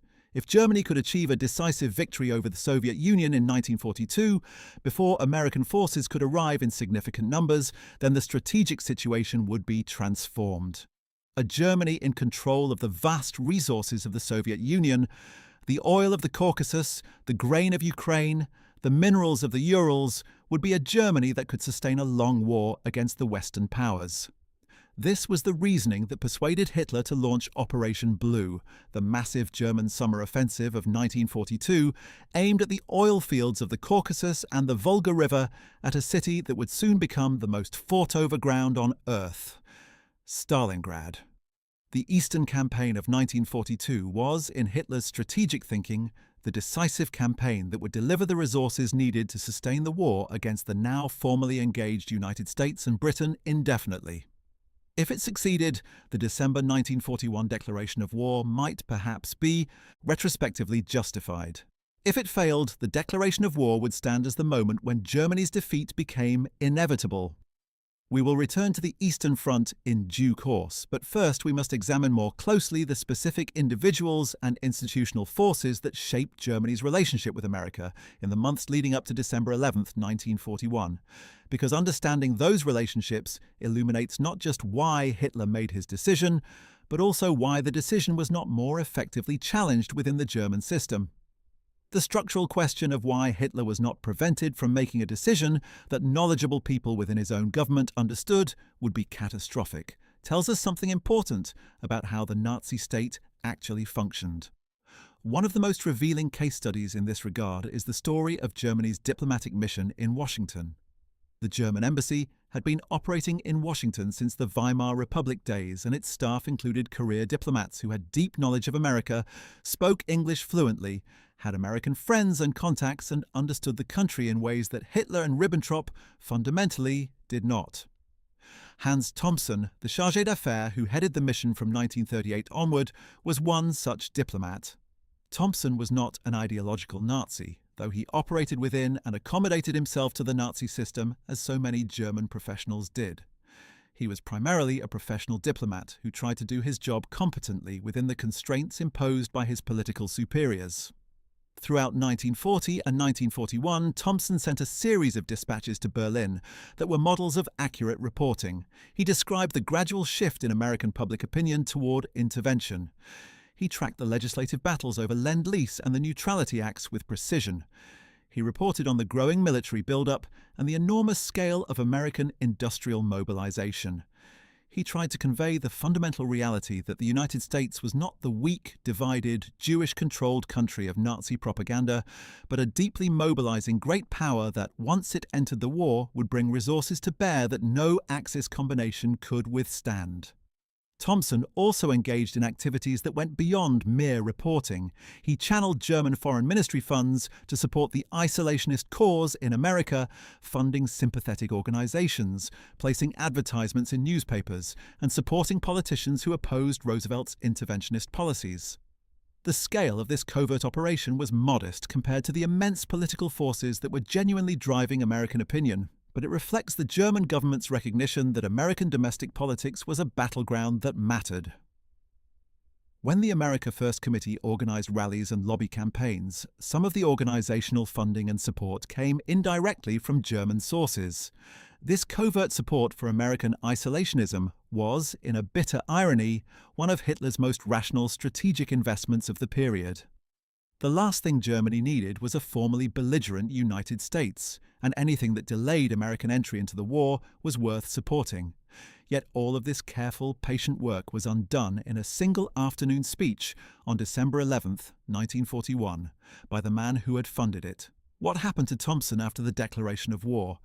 He and his entire diplomatic staff were taken into American custody following the exchange of declarations, interned at the Greenbrier Hotel in West Virginia, which had been requisitioned by the government as a diplomatic internment facility. They remained there for several months before being repatriated to Germany in a diplomatic exchange arranged through the Swiss government, which had agreed to represent German interests in the United States after the severance of diplomatic relations. Thomson returned to Germany and eventually faded into the background of the wartime Foreign Service, his prescient warnings unheeded, his professional judgments vindicated by events that he had predicted and been unable to prevent. The broader picture of German-American relations in the period before December 1941 also involves the intelligence dimension, and here too there are fascinating and illuminating stories. German intelligence operations in the United States, conducted primarily by the Abwehr, the German military intelligence service headed by the AU, enigmatic Admiral Wilhelm Canaris, had achieved some real successes in the late 1930s, but had been severely disrupted by the FBI under J. Edgar Hoover in the years leading up to the war. The so-called Duquesne spy ring, which the FBI rolled up in June 1941 in what was then the largest espionage case in American history, had involved 33 German agents operating in the United States. Their arrest and subsequent trial, which ended with all 33 defendants convicted, had essentially destroyed the German intelligence network in America at precisely the moment when accurate information about American capabilities and intentions was most needed. The Abwehr's remaining sources in America were of limited quality, and the intelligence they produced confirmed Hitler's prejudices rather than challenging them. Good intelligence is always particularly valuable when it challenges the preconceptions of decision-makers.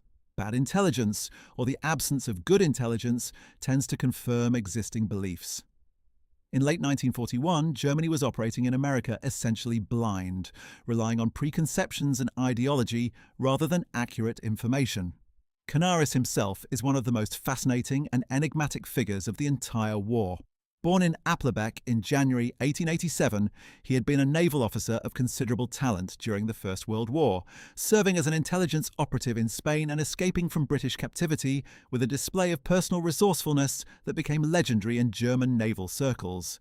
During the interwar period, he had served in various naval and intelligence roles before being appointed head of the Abwehr in 1935. Under his leadership, the Abwehr expanded enormously and operated in virtually every country in the world. Canaris was a small, slight man with silvery hair, described by those who knew him as inscrutable, calculating, and possessed of a cold intelligence that made even the most hardened intelligence professionals uncomfortable. He was also, as historians have subsequently established, secretly working against the Nazi regime, passing information to the Allies and protecting a network of anti-Nazi resistors within the Abwehr itself. His motivations remain somewhat opaque even today. He was not a liberal Democrat in any obvious sense.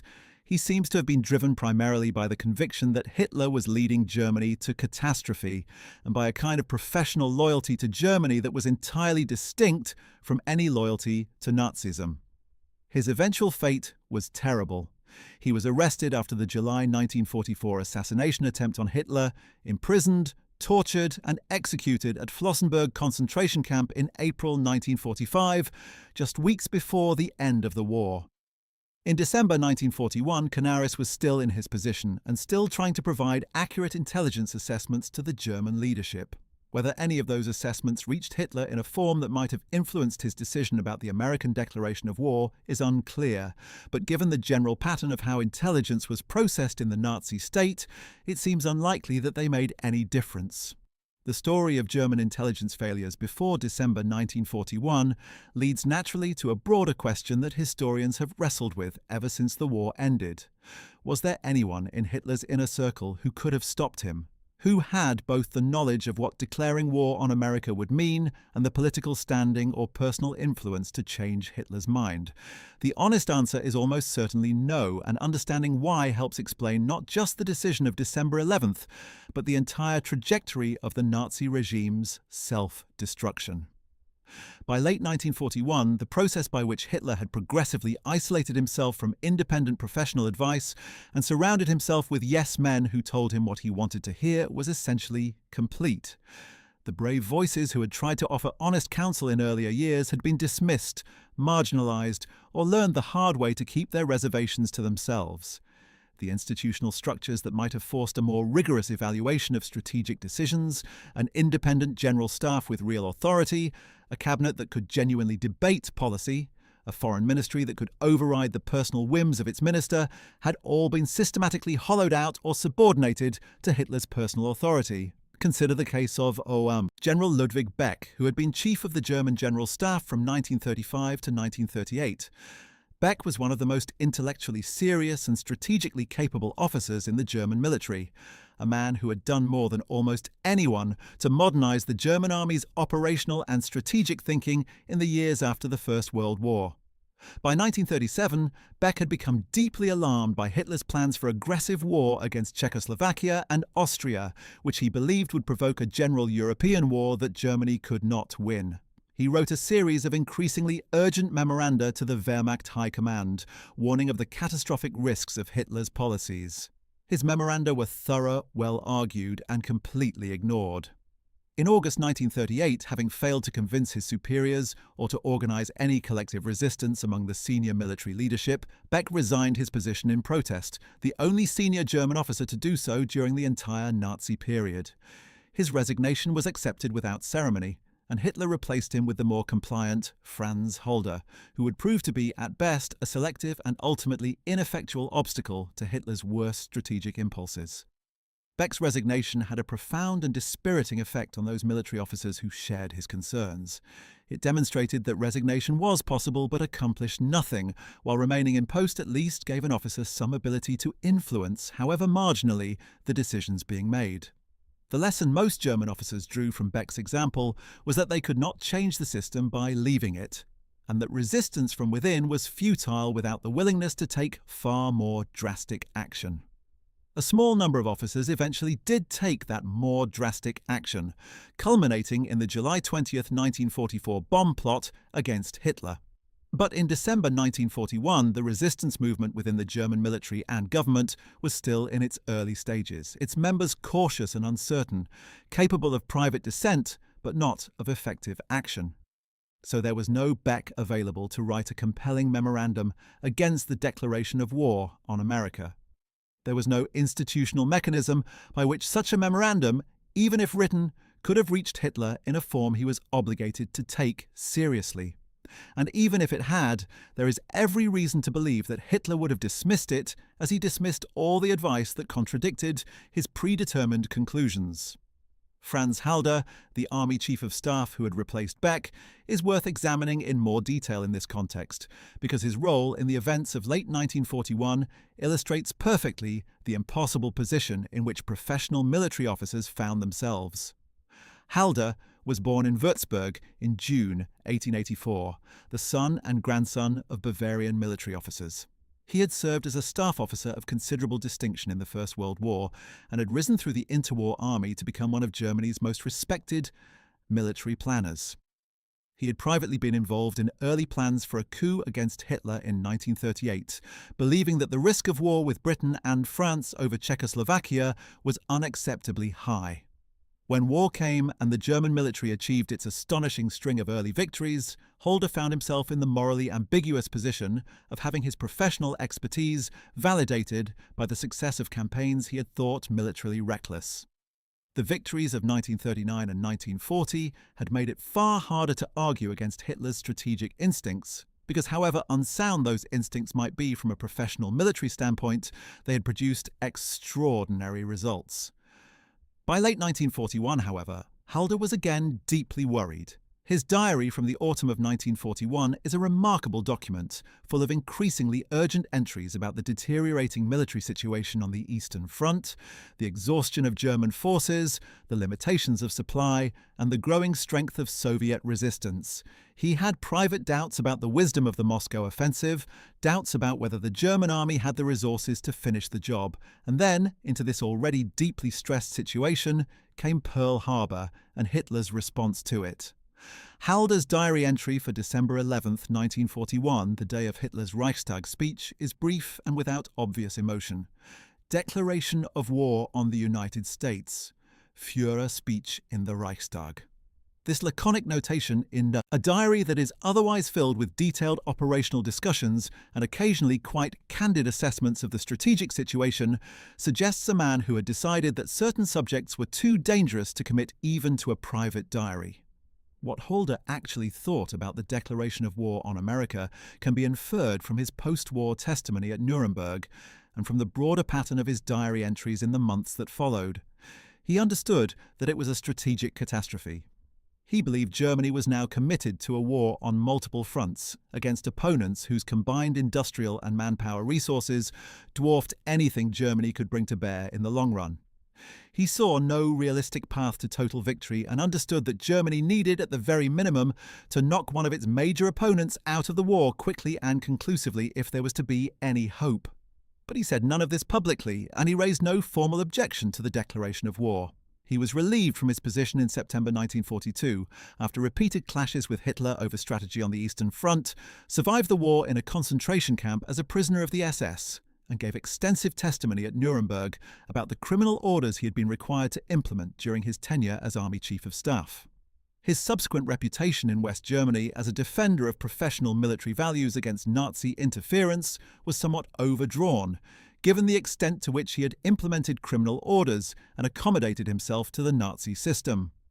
But in the specific context of December 1941, his silence before the declaration of war speaks volumes about the state of independent military judgment within the German system.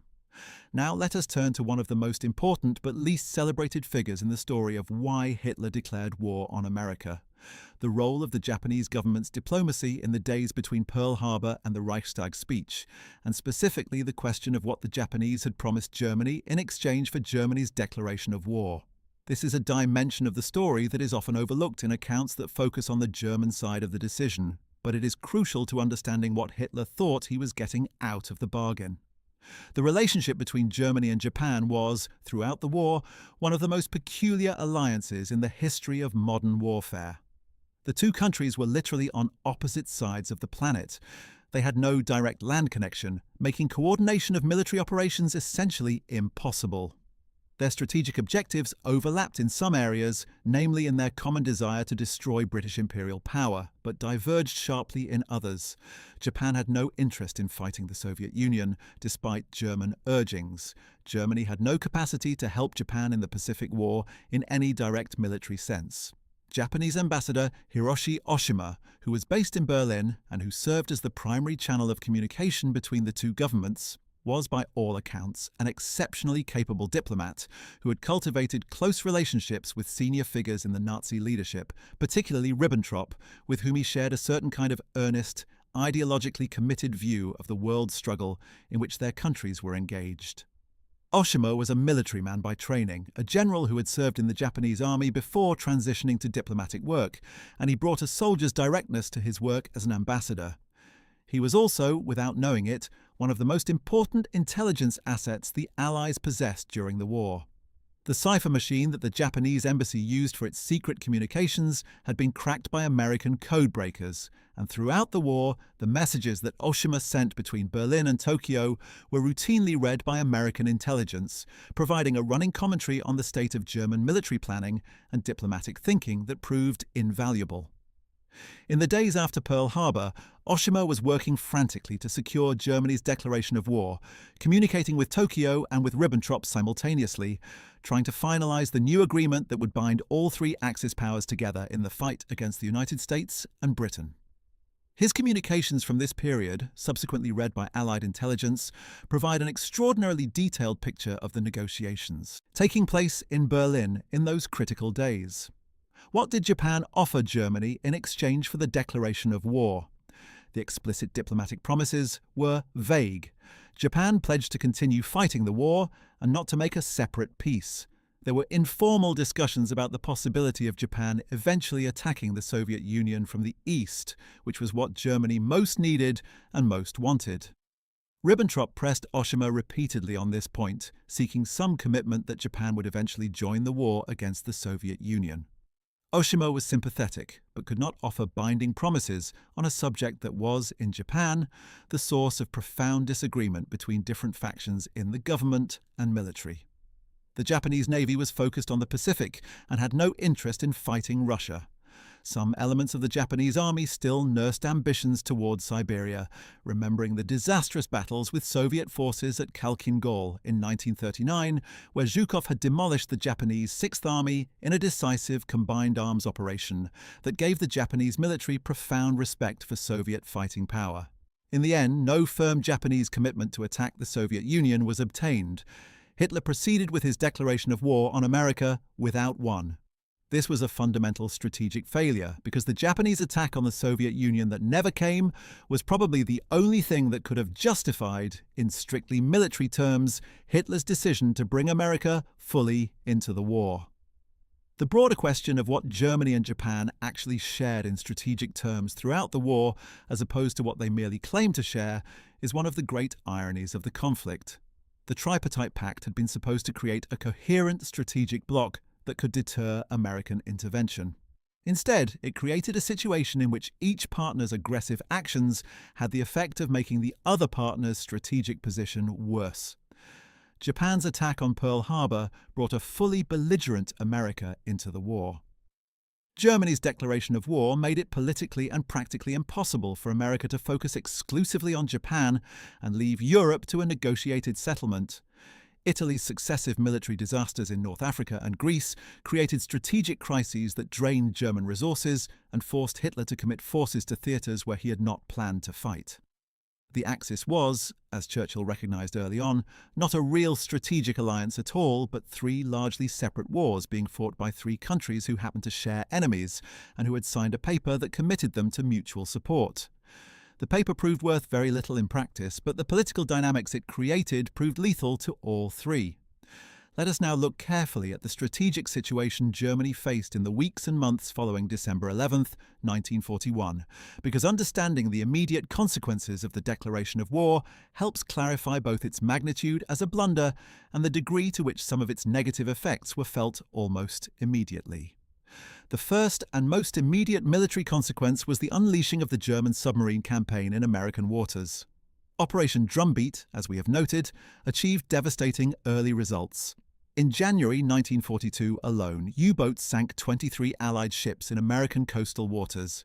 In February, they sank 37. By March, the monthly total had risen to 41. The American Eastern Sea Frontier, the naval command responsible for defending the Atlantic coast of the United States, was simply overwhelmed. Admiral Adolphus Andrews, who commanded the Eastern Sea Frontier, had just 23 vessels available to escort convoys and hunt submarines, many of them old, poorly equipped, and crewed by inadequately trained sailors. The American military had been building up for war, but it had not yet reached anything approaching combat readiness in its naval forces, and the sudden opening of a submarine campaign on its doorstep caught it flat-footed. The American cities along the eastern seaboard continued to blaze with light throughout the early months of 1942, their skyscrapers and boardwalk hotels providing perfect backdrop illumination for German submarines hunting merchant ships silhouetted against the glow. Dönitz had anticipated this and had given orders that his submarine commanders should exploit it to the maximum. And exploit it they did.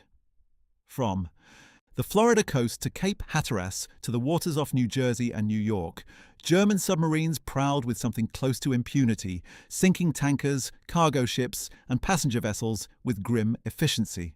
The bodies of merchant sailors washed up on American beaches. The smell of burning oil was detectable from shore. American tourists on Florida beaches watched in horror as tankers burst into flames offshore. For a brief period, the waters of the American eastern seaboard became the most dangerous stretch of ocean in the world for Allied merchant shipping. But this happy time for the U-boats was brief, partly because American anti-submarine capabilities improved rapidly, and partly because of a simple organizational solution. On May 14, 1942, the American Navy introduced a convoy system on the East Coast, organizing merchant ships into protected groups escorted by warships and aircraft. The effect was immediate and dramatic. Monthly shipping losses dropped sharply. Dönitz responded by shifting his submarines to the Caribbean and the Gulf of Mexico, where similar easy pickings briefly reappeared before the convoy system was extended to those waters as well.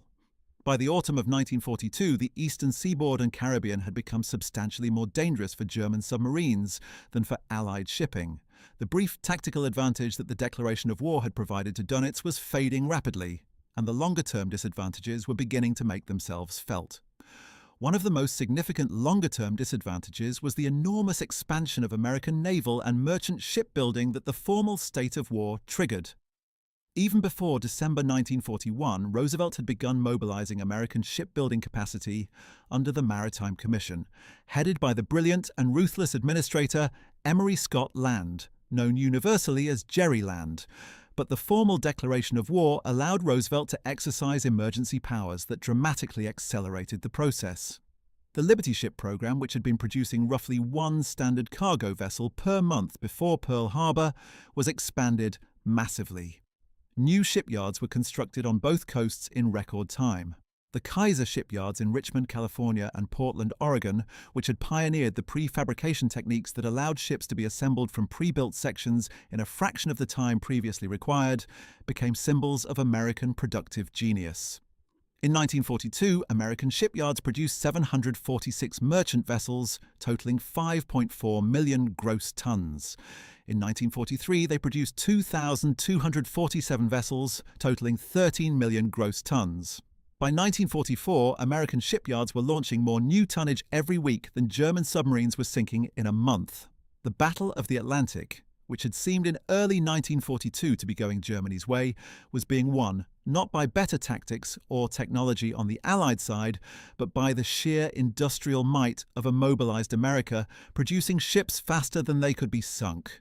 This was exactly what Hans Thomsen and Fritz Wiedemann and Hans Dieckhoff had warned would happen.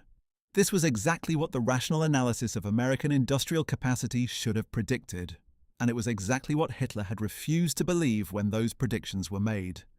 He had trusted his ideology over his intelligence reports, his contempt for American racial and cultural vitality over the cold, hard numbers that his own diplomatic staff had been providing.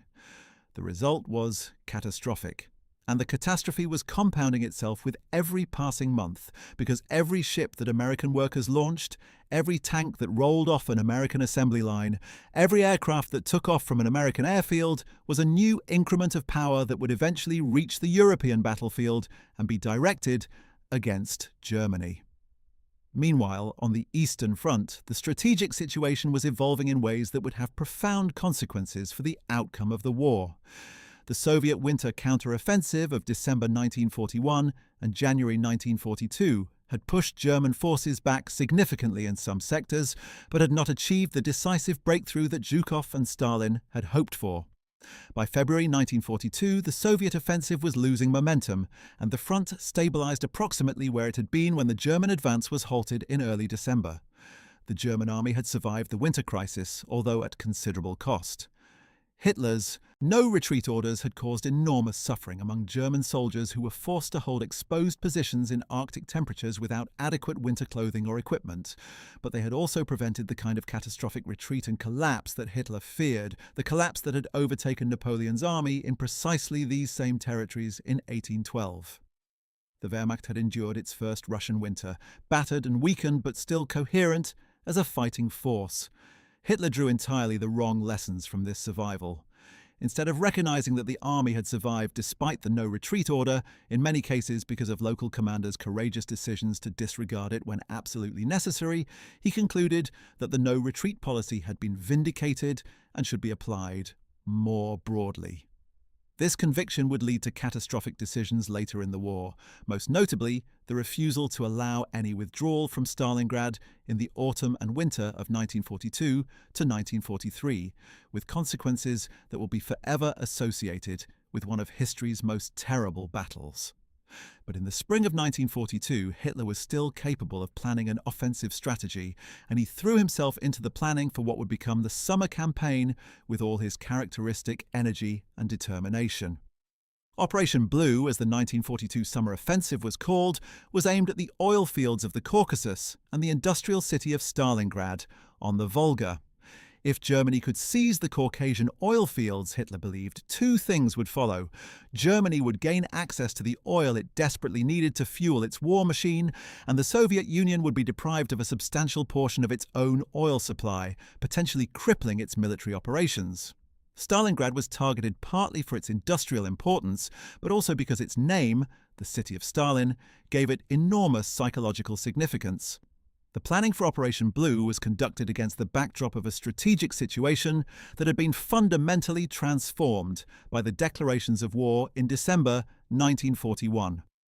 Germany was now fighting a coalition that included, in addition to the Soviet Union and Britain, the world's greatest industrial power, a country that was mobilizing its resources with astonishing speed, and that was already beginning to make its presence felt.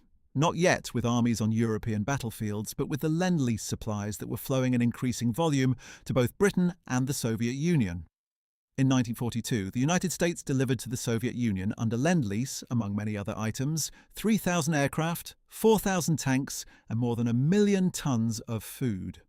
The Soviets were intensely secretive about their dependence on American supplies for ideological reasons, and Stalin never acknowledged publicly the degree to which Lend-Lease contributed to Soviet military success. But privately, Soviet commanders understood its importance very well. Nikita Khrushchev later recalled that Stalin had told him, in a moment of candor, that without American supplies the Soviet Union could not have sustained the war. Whether or not this represented Stalin's genuine considered view, the American material contribution to Soviet survival in 1942 was unquestionably significant, and it was a direct consequence of Hitler's decision to declare war on America and thereby make the United States a full belligerent ally of the Soviet Union. There is another dimension of Germany's strategic situation after December 1941 that deserves careful attention: the effect of American belligerency on the German war economy. Germany in 1941 had an economy that was not yet fully mobilized for war. This may seem counterintuitive given that Germany had been fighting for over 2 years, but it reflects a deliberate choice by Hitler and his economic advisors, particularly Hermann Göring and Fritz Todt, to avoid the kind of total economic mobilization that would require significant sacrifices from the German civilian population. Hitler was deeply conscious of the role that civilian dissatisfaction and economic hardship had played in undermining German morale and ultimately the government in the final stages of the First World War. He was determined to avoid a repetition of that experience, and one of the ways he tried to do this was by allowing German civilians to maintain a relatively comfortable standard of living, funded in large part by the systematic plunder of occupied territories. German workers continued to produce consumer goods. German housewives continued to have access to food and clothing at relatively decent levels. The burdens of the war were exported as much as possible to the occupied populations of Poland, France, the Netherlands, and the Soviet Union. This approach had allowed Hitler to fight a surprisingly popular war through 1941, but it also meant that Germany was not extracting anything like the full potential of its industrial economy for war production. Albert Speer, who was appointed Minister of Armaments and War Production in February 1942, following the death of Fritz Todt in a mysterious plane crash, would later argue that he found German war industry shockingly underperforming relative to its theoretical capacity. Factories were running single shifts when they could have been running 3. Female workers, who made up a far higher proportion of the industrial workforce in Britain and the Soviet Union, were largely absent from German war industries. Skilled workers who had been conscripted into military service had not been replaced by retraining programs. The organizational complexity of German industry, with its multiple competing authorities and the characteristic Nazi system of overlapping jurisdictions and personal fiefdoms, had created enormous inefficiencies that Speer worked heroically and with considerable success to address. Between 1942 and 1944, German war production tripled under his management, an achievement that stands as one of the most remarkable feats of industrial organization in the history of warfare. But even Speer's heroic efforts could not ultimately overcome the fundamental imbalance between what Germany and its resources could produce and what the Allied coalition, with the full weight of American industry behind it, could produce. Germany was fighting from a position of permanent productive disadvantage, and the formal entry of the United States into the war in December 1941 had made that disadvantage decisive. There is a counterfactual question that historians inevitably ask about this period, and it is worth pausing to consider it carefully. What would have happened if Hitler had not declared war on America? This is, of course, a hypothetical exercise, and all historical counterfactuals must be treated with appropriate caution, but it is a useful question because it helps illuminate what was genuinely at stake in Hitler's decision. Suppose that Hitler, upon receiving the news of Pearl Harbor on December 7th, had decided to stay out of the American-Japanese War. He had no legal obligation to declare war, as we have established. The Tripartite Pact's mutual defense provision did not apply because Japan had been the aggressor rather than the victim. What would have followed? Roosevelt would have been in an extremely difficult political position. The American public was consumed with rage at Japan. Congress had voted for war against Japan with only one dissenting vote. But would Congress and the public have been willing to also go to war with Germany? That is far less clear. Certainly Roosevelt wanted to fight Germany. Certainly his military advisors argued for a Germany-first strategy. But in the absence of a German declaration of war, Roosevelt would have needed to manufacture or find a pretext to bring the country into the European war, and the political conditions for doing so were far less favorable in December 1941 than they became after Hitler made the decision for him. The most likely outcome, many historians believe, is that the United States would have focused overwhelmingly on the Pacific War for at least 6 months to a year, that Lend-Lease would have continued to flow to Britain and the Soviet Union but at a reduced level, and that the full weight of American military power would have been delayed in reaching the European theatre. This delay could have made a significant difference to the outcome of the Soviet-German War in 1942, potentially allowing Germany's summer offensive to achieve greater results before Soviet and American combined strength made further German gains impossible. It might also have allowed a negotiated settlement in the North Atlantic, with Germany offering to halt submarine attacks on American shipping in exchange for American non-belligerency. None of this would ultimately have changed the final outcome of the war, given the fundamental strength of the Allied coalition and the fundamental weakness of Germany's strategic position. But it might have prolonged the war significantly and made the path to Allied victory far more costly. Of course, none of this happened. Hitler declared war on America, and the full weight of American industrial and military power was committed to the European war from that point forward. The speed and determination with which America mobilized should have surprised no one who had accurately understood the country's potential, but it surprised Hitler enormously. He had expected a long period of American military weakness and organizational confusion before American forces could make any real impact on the European battlefield. Instead, he found that within months of the declarations of war, American forces were already arriving in Britain in significant numbers. American aircraft were beginning operations over occupied Europe, and American supplies were reaching the Soviet Union in quantities that were having a palpable effect on the fighting capacity of the Red Army. The timeline was faster than Hitler had expected, the quantities were larger than he had predicted, and the quality of American industrial products, which he had expected to be inferior to German ones, often turned out to be entirely adequate for the purposes of war. One figure who played a crucial role in managing the American military response in the months after December 1941 was General George Catlett Marshall, the Army Chief of Staff and arguably the most important American military figure of the entire war. Marshall was born in Uniontown, Pennsylvania in December 1880 and had graduated from the Virginia Military Institute, not West Point like most of his senior colleagues. He had served in the First World War as a staff officer of exceptional talent, coming to the attention of General John Blackjack Pershing, the commander of the American Expeditionary Forces who became his patron and mentor. During the interwar years, Marshall had served in a variety of assignments that gave him a comprehensive understanding of the entire American military establishment, its strengths, its weaknesses, and its potential. Roosevelt had appointed him Army Chief of Staff in September 1939, promoting him over dozens of more senior officers, and had never had reason to regret the choice.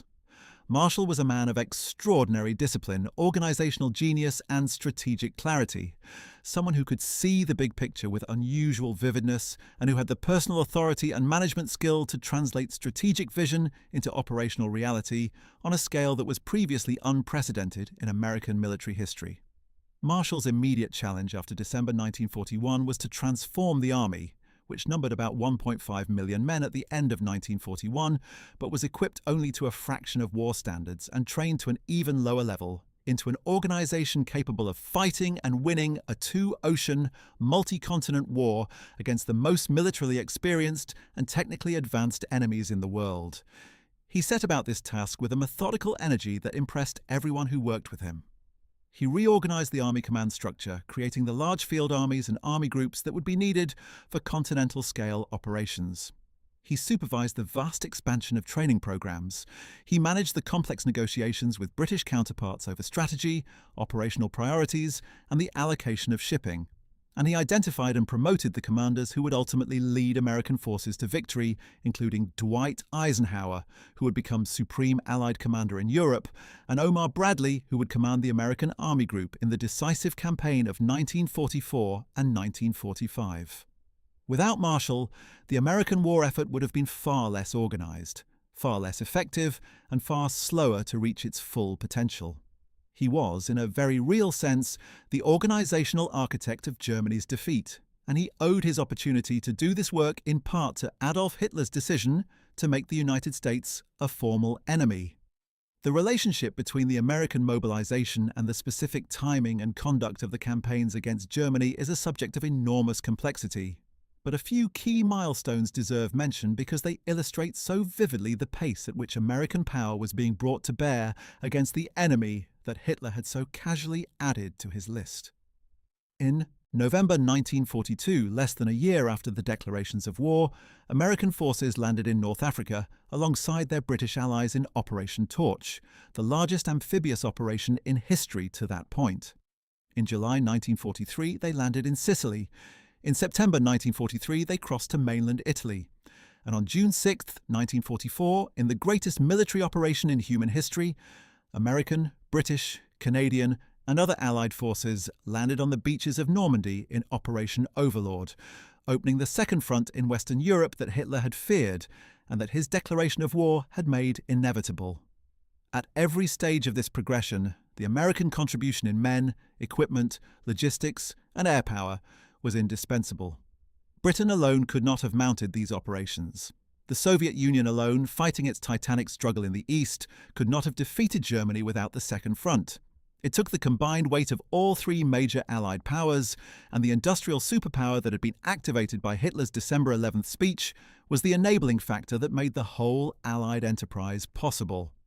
While American power was being assembled and projected across the Atlantic, the war on the Eastern Front was following its terrible course toward the catastrophe at Stalingrad that would, more than any other single event, mark the definitive turning point of the Second World War. Operation Blue, launched on June 28, 1942, initially seemed to be repeating the pattern of the previous year's stunning successes. German armoured forces drove deep into southern Russia, advancing hundreds of miles in weeks, capturing enormous quantities of prisoners and equipment, and apparently vindicating Hitler's conviction that the Red Army's back was broken. Army Group South was split into two groups. Army Group A, tasked with capturing the oil fields of the Caucasus, and Army Group B, tasked with advancing along the Volga and capturing Stalingrad. The campaign began brilliantly, but by autumn it was beginning to unravel in ways that should have been familiar from the previous year. The advance on the Caucasus stalled in the mountains, unable to reach the actual oil fields it had been sent to capture. And in Stalingrad, what should have been a quick operational strike turned into a grinding, house-by-house, room-by-room battle of attrition in which the German army's tactical superiority was nullified by the close-quarters nature of urban combat and by the extraordinary tenacity of the Soviet defenders. General Vasily Chuikov's 62nd Army, pressed into a narrow strip along the western bank of the Volga, refused to give ground, fighting with a ferocity born of the knowledge that there was nowhere to retreat to and that surrender was not an option. And while the Germans were grinding themselves down in the rubble of Stalingrad, Soviet commanders Zhukov and Alexander Vasilevsky were secretly assembling the forces for a massive counteroffensive that would envelop the entire German position. Operation Uranus was launched on November 19th, 1942, and within 4 days Soviet armoured forces had linked up south of Stalingrad, trapping German Field Marshal Friedrich Paulus and his entire 6th Army, some 300,000 men, in a pocket from which there would be no escape. The story of the Stalingrad encirclement and the eventual German surrender in February 1943 is one of the defining stories of the entire war, and it cannot be told in full here.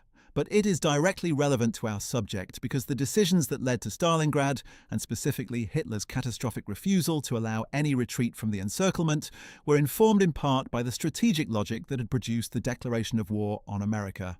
Hitler had committed Germany to a war it could only win through rapid, decisive campaigns. The declaration of war on America meant that time was now definitively working against Germany. Every month that passed was a month in which American power was growing and being assembled for deployment. Therefore, Germany had to win the Eastern Campaign in 1942, had to reach the Caucasian oil fields, had to deliver the decisive blow to the Soviet Union before American power reached full effectiveness. This urgency, this sense that Germany was racing against time, led Hitler to take risks and make demands on his army that were beyond its actual capabilities, and when things went wrong, as they inevitably did, the same imperative against yielding. Ground, the same conviction that retreat meant defeat, and that defeat meant the end of everything, drove him to refuse the withdrawals that might have saved his armies to fight another day. The surrender of the German Sixth Army at Stalingrad on February 2, 1943, was, in the judgment of most historians, the moment when the Second World War was effectively decided. Germany still had 2.5 years of brutal fighting ahead of it, and it would inflict enormous casualties on its enemies in those years. But after Stalingrad, there was no realistic path to German victory. The initiative in the East had passed permanently to the Soviet Union. American power was beginning to arrive in force in the Mediterranean theatre. The strategic situation that had been made inevitable by Hitler's declaration of war on America was crystallizing into the reality of encirclement and eventual destruction. The question was no longer whether Germany would lose the war, but only how long it would take and how much more destruction would be wrought in the process. In Berlin, the public mood shifted profoundly after Stalingrad. Goebbels' propaganda machine worked desperately to present the defeat as a heroic sacrifice that had bought time for Germany's ultimate victory, framing Paulus and his men as modern Spartans at Thermopylae. The German public was not entirely convinced, and for the first time in the war there were signs of genuine disillusionment with Hitler's leadership among segments of the population that had previously been among his strongest supporters. But the machinery of totalitarian control was still functioning effectively, and disillusionment, even widespread disillusionment, was not the same as opposition. The Nazi security apparatus, the Gestapo and the SS, remained fully capable of suppressing any organized dissent. And Hitler himself was still capable of rousing and inspiring those who came into contact with him, still capable of projecting the persona of an unstoppable force that he had cultivated so carefully for 20 years. One of the people around Hitler who understood most clearly in the aftermath of Stalingrad that the war was lost was Albert Speer, the armaments minister who was working so brilliantly to maximize German war production. Speer later claimed that he had recognized Germany's defeat as inevitable from late 1942 onward, and the evidence from his wartime diaries and memoranda supports this claim to a degree. He threw himself into the work of production maximization, not because he believed it would deliver victory, but because, as he later rationalized, he was trying to keep Germany functioning and to limit the destruction that accompanied defeat. Whether this rationalization was self-serving or genuinely held is a question that biographers and historians have argued about ever since Speer's post-war memoir, Inside the Third Reich, was published to enormous international success in 1969.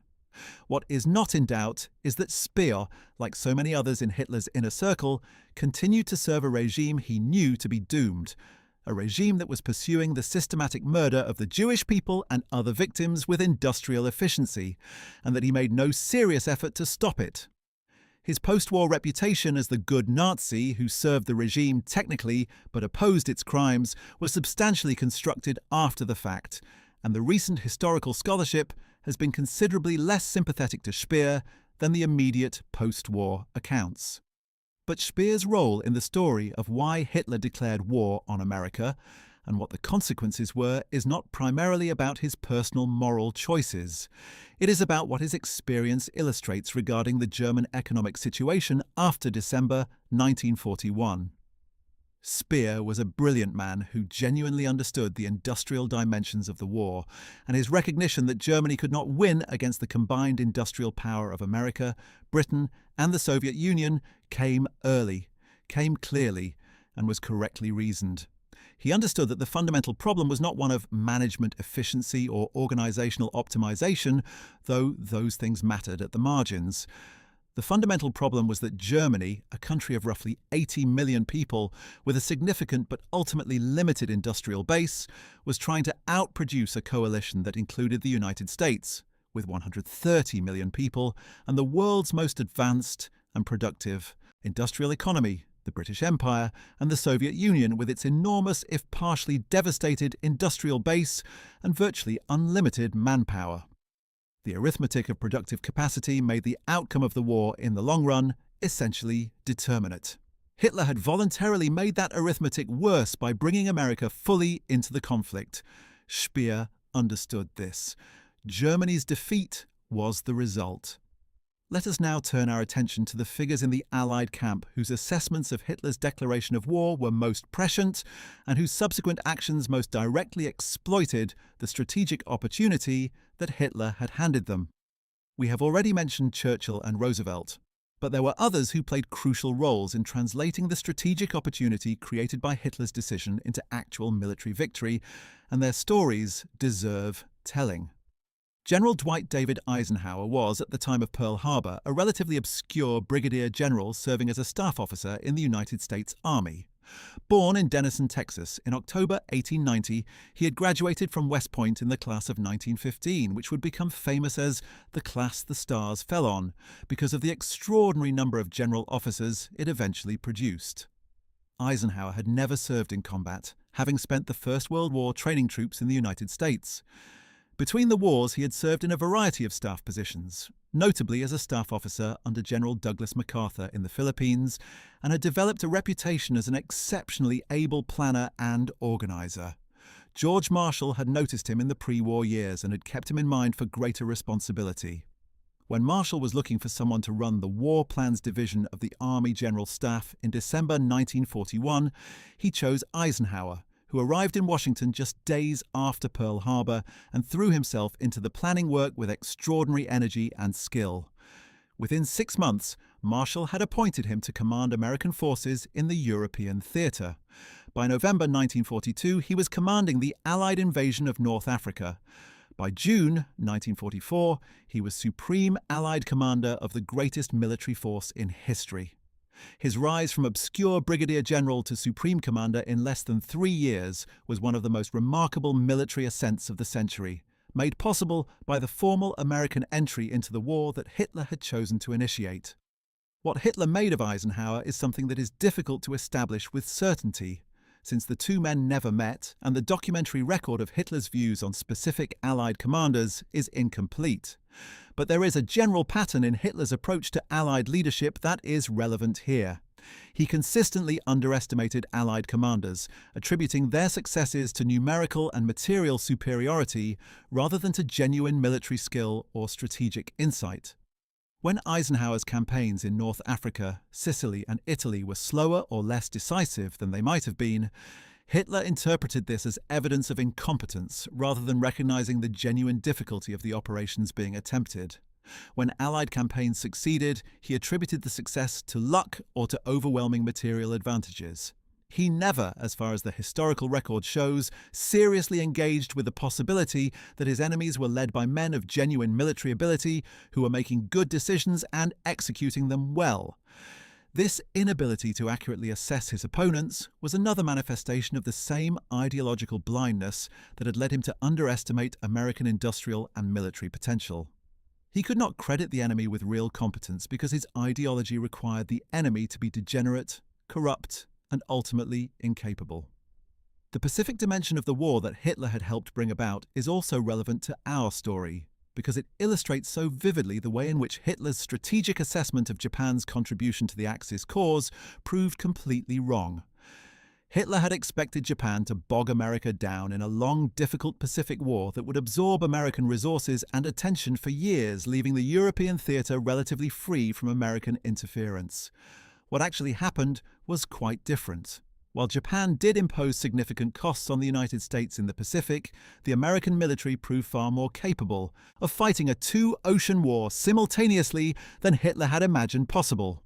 The production of aircraft carriers, destroyers, landing craft, and aircraft proceeded at a pace that steadily overwhelmed Japan's ability to replace its losses. By mid-1942, the Battle of Midway had transformed the Pacific strategic situation, destroying 4 Japanese fleet carriers and eliminating a significant portion of Japan's experienced naval aviation. From Midway onward, Japan was fighting a defensive war against an adversary whose productive capacity was increasing at an exponential rate that Japan could not remotely match. The contrast between American and Japanese productive capacity is instructive because it parallels so closely the contrast between American and German productive capacity. In 1944, the United States produced 18 aircraft carriers, while Japan produced 7. The United States produced 96,318 military aircraft, while Japan produced approximately 28,000. The United States launched 8 new battleships, while Japan launched none.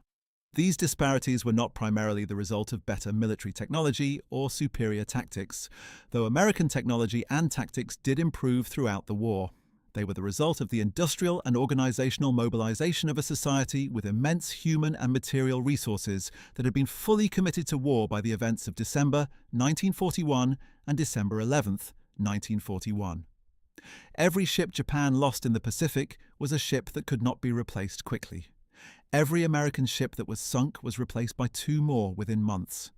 The mathematics were as inexorable in the Pacific as they were in Europe, and the outcome in both theatres was ultimately determined by the same overwhelming American productive advantage that Hitler had dismissed as impossible when German diplomats tried to warn him about it. The final act of the story of Hitler's declaration of war on America is, inevitably, the story of Germany's defeat and Hitler's end. By 1944, the strategic situation had become utterly hopeless. In the east, Soviet forces had destroyed the heart of Army Group Center in Operation Bagration in June and July 1944, one of the most decisive campaigns of the entire war, which resulted in German casualties estimated at over 400,000 killed, wounded, or captured in a matter of weeks, the greatest defeat in the history of the German army. In the west, American, British, and Canadian forces had broken out of the Normandy beachhead and were racing across France, liberating Paris in August and approaching the German border by September. In Italy, the long, grinding campaign that had been fought up the Italian peninsula since September 1943 had tied down significant German forces, but had not yet delivered the decisive blow. In the air, around-the-clock bombing campaigns by the United States Army Air Forces and the Royal Air Force were reducing German cities to rubble, devastating German industrial production, and destroying the Luftwaffe's ability to defend the Reich. Hitler responded to these cascading disasters in the only way he knew, by insisting that they were temporary setbacks, that the war could still be won, that secret weapons would transform the situation, that the Allied coalition would somehow collapse under the weight of its internal contradictions. He launched the Ardennes offensive, known in the West as the Battle of the Bulge, in December 1944, achieving a brief and dramatic tactical surprise but failing to achieve any of its strategic objectives. He pinned his hopes on the V-1 and V-2 rockets, which caused real suffering in Britain, but did not come close to affecting the course of the war. He fantasized about the jet aircraft and advanced submarines that were coming into production, but arriving too late and in too few numbers to change anything. He took comfort in the news of Roosevelt's death on April 12, 1945, apparently believing for a brief, deluded moment that this might be the political earthquake that would split the Allied coalition, recalling the death of Tsarina Elizabeth of Russia that had saved Frederick the Great from what seemed like certain defeat in the 7 Years' War. No such split occurred. The Allied coalition held together, and Hitler, recognizing finally that there was no escape, took his own life in the ruins of his Berlin bunker on April 30th, 1945, 8 days before Germany's unconditional surrender. The war in Europe was over. The man who had declared war on the Eye, world's greatest industrial power because he thought it was too weak and too decadent to fight, had finally encountered the consequences of that miscalculation. What happened to the principal figures of the German decision-making in December 1941? Their fates were varied and in some cases deeply revealing about the nature of the post-war justice that was ultimately dispensed. Joachim von Ribbentrop, the foreign minister who had been so enthusiastically in favor of the declaration of war on America and who had done so much to construct the diplomatic framework of the Axis alliance, was arrested by British forces in Hamburg in June 1945, found hiding under a false name. He was brought to Nuremberg as one of the 24 principal defendants at the International Military Tribunal, the main Nuremberg trial that began in November 1945. Ribbentrop was charged with conspiracy to commit crimes against peace, war crimes, and crimes against humanity. The evidence against him was overwhelming. He had been involved in virtually every major German diplomatic initiative of the Nazi period, including the negotiations that led to the German-Soviet Non-Aggression Pact of 1939, the diplomatic pressure on Romania and other Balkan states to join the Axis, and the negotiations with various governments over the deportation of Jews to the extermination camps. He was found guilty on all 4 counts and was hanged at Nuremberg on October 16, 1946. He was the first of the convicted defendants to be executed. Contemporary accounts describe him as visibly frightened as he was led to the gallows. He reportedly said, "God protect Germany," and "My last wish is that German unity shall endure and that an understanding shall be reached between East and West." His last words were less than inspiring for a man who had contributed so much to the catastrophe his country had endured. Wilhelm Keitel, the head of the Wehrmacht High Command who had added his signature to so many criminal orders, was also tried at Nuremberg and hanged on the same night as Ribbentrop. He was found guilty of all 4 charges and expressed some remorse in his final days, writing a memoir that attempted to explain, if not excuse, his actions. Alfred Jodl, his fellow member of the Wehrmacht leadership, was also convicted and executed, though his case was more legally contested and his conviction was posthumously revoked by a West German court in 1953, a decision that itself became controversial and was eventually overturned. Erich Raeder, the Navy commander-in-chief who had been so eager for submarine warfare against American shipping, was found guilty of crimes against peace and war crimes and sentenced to life imprisonment. He was released in 1955 due to ill health and died in 1960 at the age of 84, having spent 15 years after the war writing his memoirs and defending his professional reputation. Karl Dönitz, who had commanded the submarine campaign and briefly succeeded Hitler as head of state in the final days of the war, was also tried at Nuremberg and convicted of crimes against peace and war crimes, receiving a sentence of 10 years imprisonment.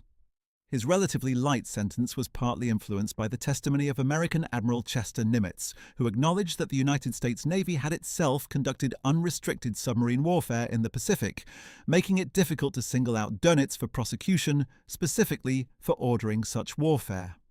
Dönitz served his full 10-year sentence at Spandau Prison in Berlin, was released in 1956, and lived until 1980, spending his remaining years in a small town near Hamburg and maintaining to the end of his life that he had served Germany honourably and that he had no knowledge of the Holocaust. Grand Admiral Raeder's nemesis in many ways, and one of the most interesting of the German naval figures of the period, was the man who ultimately defeated him in the Battle of the Atlantic. Admiral Max Horten, who commanded Western Approaches Command from November 1942 onward, overseeing the Allied anti-submarine effort in the North Atlantic, was a brilliant and unorthodox naval officer who had himself been a submarine commander in the First World War and who understood the U-boat menace from the inside. But the defeat of the German submarine campaign was ultimately a collective achievement, the product of technical innovation in radar and sonar, improved convoy organization, the breaking of German naval codes through ultra-intelligence, and the sheer weight of Allied air and naval resources that American entry into the war made available. The Battle of the Atlantic was won not in any single dramatic engagement, but in the grinding statistical reality of monthly tonnage figures, where the Allied ability to build ships faster than they were sunk gradually and then decisively tipped the balance against Dönitz's wolves. The story of Ernst von Weizsäcker, the State Secretary of the German Foreign Ministry, who had privately recognized the catastrophe of the American declaration of war, has a particularly complex post-war chapter. He was tried at Nuremberg in the Ministry's trial, one of the 12 subsequent Nuremberg trials conducted by American military tribunals in 1947 and 1948. The charges against him focus primarily on his role in the deportation of Jews from France to Auschwitz, for which damning documentary evidence existed in the form of telegrams that bore his signature. Weizsäcker mounted a defense that emphasized his role as a passive conveyor of orders that he had no power to prevent, and he produced a remarkable array of character witnesses, including respected figures in the German resistance and foreign diplomats, who testified to his efforts to prevent or limit atrocities and to his work against the war. He was convicted and sentenced to 7 years imprisonment, a sentence that was reduced on appeal to 5 years, and he was released in October 1950. He died in August 1951 at the age of 62. The moral questions raised by his case, how much responsibility attaches to a senior official who participates in a criminal system while privately opposing it and occasionally using his position to limit harm, remain among the most difficult ethical questions raised by the Nazi period. Hans Thomsen, the German diplomat in Washington who had so presciently warned about American power and who had worked to support American isolationism with German funds, had a rather quieter post-war career. He returned to Germany as part of the diplomatic exchange following the declaration of war, served in various capacities in the wartime German diplomatic service, and survived the war without being involved in any of the major criminal operations that brought so many of his colleagues before the Nuremberg tribunals. He gave testimony in post-war investigations and lived until 1968, an obscure figure whose most significant contributions to history had been the accurate and unheeded reports he had sent from Washington in 1940 and 1941. What about the broader question of how historians have assessed Hitler's decision to declare war on America? The scholarly consensus, to the extent that one exists, is that the declaration of war was one of the most consequential strategic blunders in the history of modern warfare, perhaps exceeded only by Hitler's own decision to invade the Soviet Union 17 months earlier. The historian Gerhard Weinberg, whose masterful 2-volume work A World at Arms provides what many consider the definitive comprehensive account of the Second World War, argues that Hitler's declaration of war on America must be understood as a product of his fundamental worldview, his conviction that history was a Darwinian struggle among races and nations, and that great leaders had to seize destiny rather than wait for events to determine it. In this reading, Hitler was not making a rational strategic calculation when he declared war on America. He was expressing his fundamental nature, his compulsive need to act, to dominate, to refuse the position of a passive responder to events. The declaration of war was, in this sense, psychologically inevitable given who Hitler was, even if it was strategically catastrophic given the situation Germany faced. The historian Ian Kershaw, whose monumental 2-volume biography of Hitler, Hubris and Nemesis represents perhaps the most thorough and nuanced examination of Hitler's personality and decision-making ever written, emphasizes the ideological dimension of the decision. Kershaw argues that Hitler's declaration of war on America was inseparable from his ideological conviction that the war was ultimately a struggle against world Jewry, which he believed controlled both Roosevelt's America and Stalin's Soviet Union. In Hitler's ideological framework, America and Germany were already at war on the deepest level, the level of race and ideology. Making this de facto ideological war formal was, from this perspective, not just acceptable, but necessary. Kershaw also emphasizes the degree to which Hitler was, by December 1941, living increasingly in a world of his own construction, insulated from reality by the combination of his own enormous psychological investment in his world historical role, the sycophantic yes-men who surrounded him, and the institutional structures of the Nazi state that systematically filtered out information and advice that conflicted with his predetermined conclusions. The historian Adam Tooze, in his groundbreaking economic history of the Third Reich, The Wages of Destruction, emphasizes the economic dimensions of Hitler's December 1941 decision in ways that complement and enrich the political and ideological analyses. Tooze argues that Hitler was, at some level, aware of the enormous economic and productive advantages that American formal belligerency would give the Allied coalition, but that he had convinced himself, on the basis of a peculiar reading of American domestic politics and economic vulnerability, that the United States could not translate those advantages into effective military power quickly enough to matter. He believed that the internal contradictions of American capitalism, the political opposition of the isolationist movement, and the sheer logistical difficulties of projecting power across two oceans would delay American military effectiveness long enough for Germany to achieve a decisive victory in the East. This calculation was wrong on every point, but it was not entirely without a basis in rational analysis. The logistical challenges were real. The political opposition was real. The timeline of American military readiness was genuinely uncertain in December 1941. Hitler's error was not in identifying these factors, but in wildly overestimating their significance and underestimating the American capacity to overcome them. There is one final dimension of this story that deserves careful attention, because it speaks to something profound about the nature of Hitler's leadership and the relationship between ideology and strategy in the Nazi state. In the months and years after December 1941, as the consequences of the declaration of war became increasingly clear in the form of American forces on European battlefields, American air power over German cities, and American supplies sustaining Germany's enemies on every front, did Hitler acknowledge his mistake? Did he privately admit, even to those closest to him, that he had made an error? The answer, as far as the historical record shows, is emphatically no. There is no document, no contemporary testimony, no recorded statement from the final years of the war in which Hitler expressed regret for the declaration of war on America or acknowledged that it had been a strategic blunder.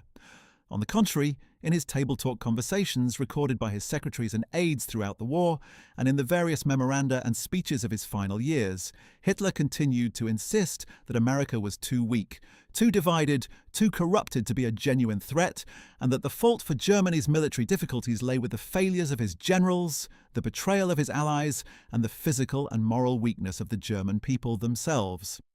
In his political testament, dictated in the bunker in the final days of April 1945, as the Red Army closed in around Berlin, he gave no hint of strategic regret.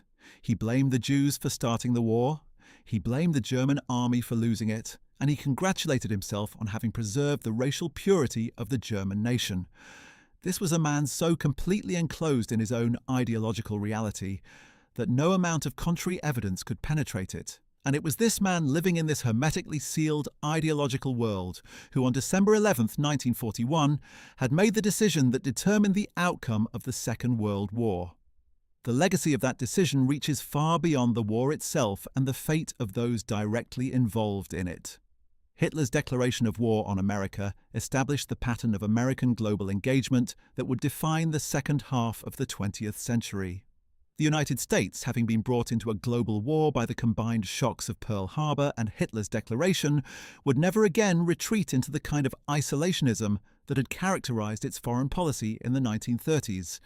The experience of the war, and particularly of the period between the fall of France in 1940 and Pearl Harbor in 1941, when the United States had watched the world's democracies being crushed while debating whether to intervene, had demonstrated with terrible clarity the cost of isolationism in a world of totalitarian aggression. The lesson was drawn by Roosevelt, by Marshall, by Eisenhower, and by a generation of American policymakers that the United States could not afford to wait until it was attacked before engaging with threats to the democratic world order. This lesson would shape American foreign policy throughout the Cold War and beyond, in good ways and in bad. The American military alliances, the NATO commitment, the forward deployment of American forces in Europe and Asia, the whole apparatus of American global power that dominated the second half of the 20th century, all of these were, in a profound sense, the legacy of the lesson learned between 1939 and 1941.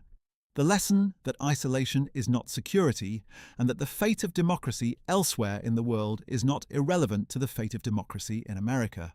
There is also a lesson about the relationship between ideology and intelligence, between what leaders believe about the world and what the world actually is. Hitler's declaration of war on America was, at its deepest level, not a strategic mistake in the conventional sense. It was an epistemological catastrophe. A failure not of calculation, but of perception.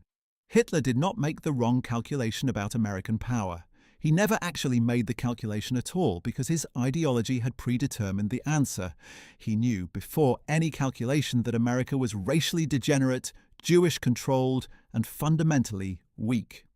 The reports from his diplomats, the figures from his naval attachés, the warnings from his experienced professional advisors, all of these were inputs that had to be filtered through an ideological lens that guaranteed a distorted output. Good intelligence is only as good as the intelligence consumer's willingness to believe it when it conflicts with his preconceptions. Hitler's preconceptions were so deeply embedded in his ideology, so central to his entire political identity and worldview, that no amount of contrary evidence could displace them. And the result of this epistemological failure was the mobilization of the world's greatest industrial power against him. A power that proceeded to manufacture the instruments of his destruction at a rate his ideology had told him was impossible, but that the factories of Detroit and Pittsburgh and Richmond, California, were producing with mundane, relentless efficiency, day after day and night after night, until the job was done. Roosevelt understood what had happened with characteristic clarity. In a press conference held shortly after Germany's declaration of war, he was asked whether he was concerned about the prospect of fighting Germany and Japan simultaneously. He reportedly said, with a smile, that he thought things had worked out rather well. He had been trying for 2 years to bring America fully into the fight against Hitler. Hitler had done it for him. The men who had warned Hitler, the diplomats and generals and intelligence officers who had tried to convey the reality of American power, had been right. The man who had dismissed their warnings had been catastrophically, irreversibly wrong, and the world had paid an almost unimaginable price for that error. In the end, the question of why Hitler really declared war on America has no single satisfying answer. He declared war because he was legally committed, however tenuously, to Japan. He declared war because he wanted to unleash his submarines. He declared war because he thought Japan's entry into the conflict gave him a new strategic advantage. He declared war because he was convinced that war with America was coming anyway and wanted to act rather than react. He declared war because his ideology told him that Roosevelt's America was already his enemy in the deepest sense. He declared war because he hated Roosevelt personally and wanted to attack him directly. He declared war because no one in his system had either the knowledge and the authority to stop him. And perhaps most simply and most profoundly, he declared war because he was a man who had been right about so many things that seemed impossibly reckless, who had bluffed and intimidated his way to mastery over Europe, and who had long since lost the capacity to imagine that he could be wrong. He had defied the odds so many times. He had humiliated the experts so often. Why should this time be any different? The answer to that question came from the shipyards of California, the factories of Michigan, the training camps of Georgia, and ultimately from the beaches of Normandy and the streets of Berlin itself.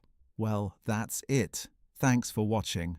We hope you found this video informative and that it gave you a new perspective on one of the most consequential decisions of the entire Second World War. If you enjoyed learning about why Hitler really declared war on America, make sure to check out our video about what happened to Germany's top field marshals after World War II, a fascinating look at the men who led the Wehrmacht and their very different fates in the post-war world. Don't forget to like this video, subscribe to our channel, and hit the notification bell to stay updated on more World War II content. There are so many more extraordinary stories still to tell, stories of strategy and folly, of courage and cowardice, of men and nations caught in the machinery of history's greatest conflict. We'll see you in the next one.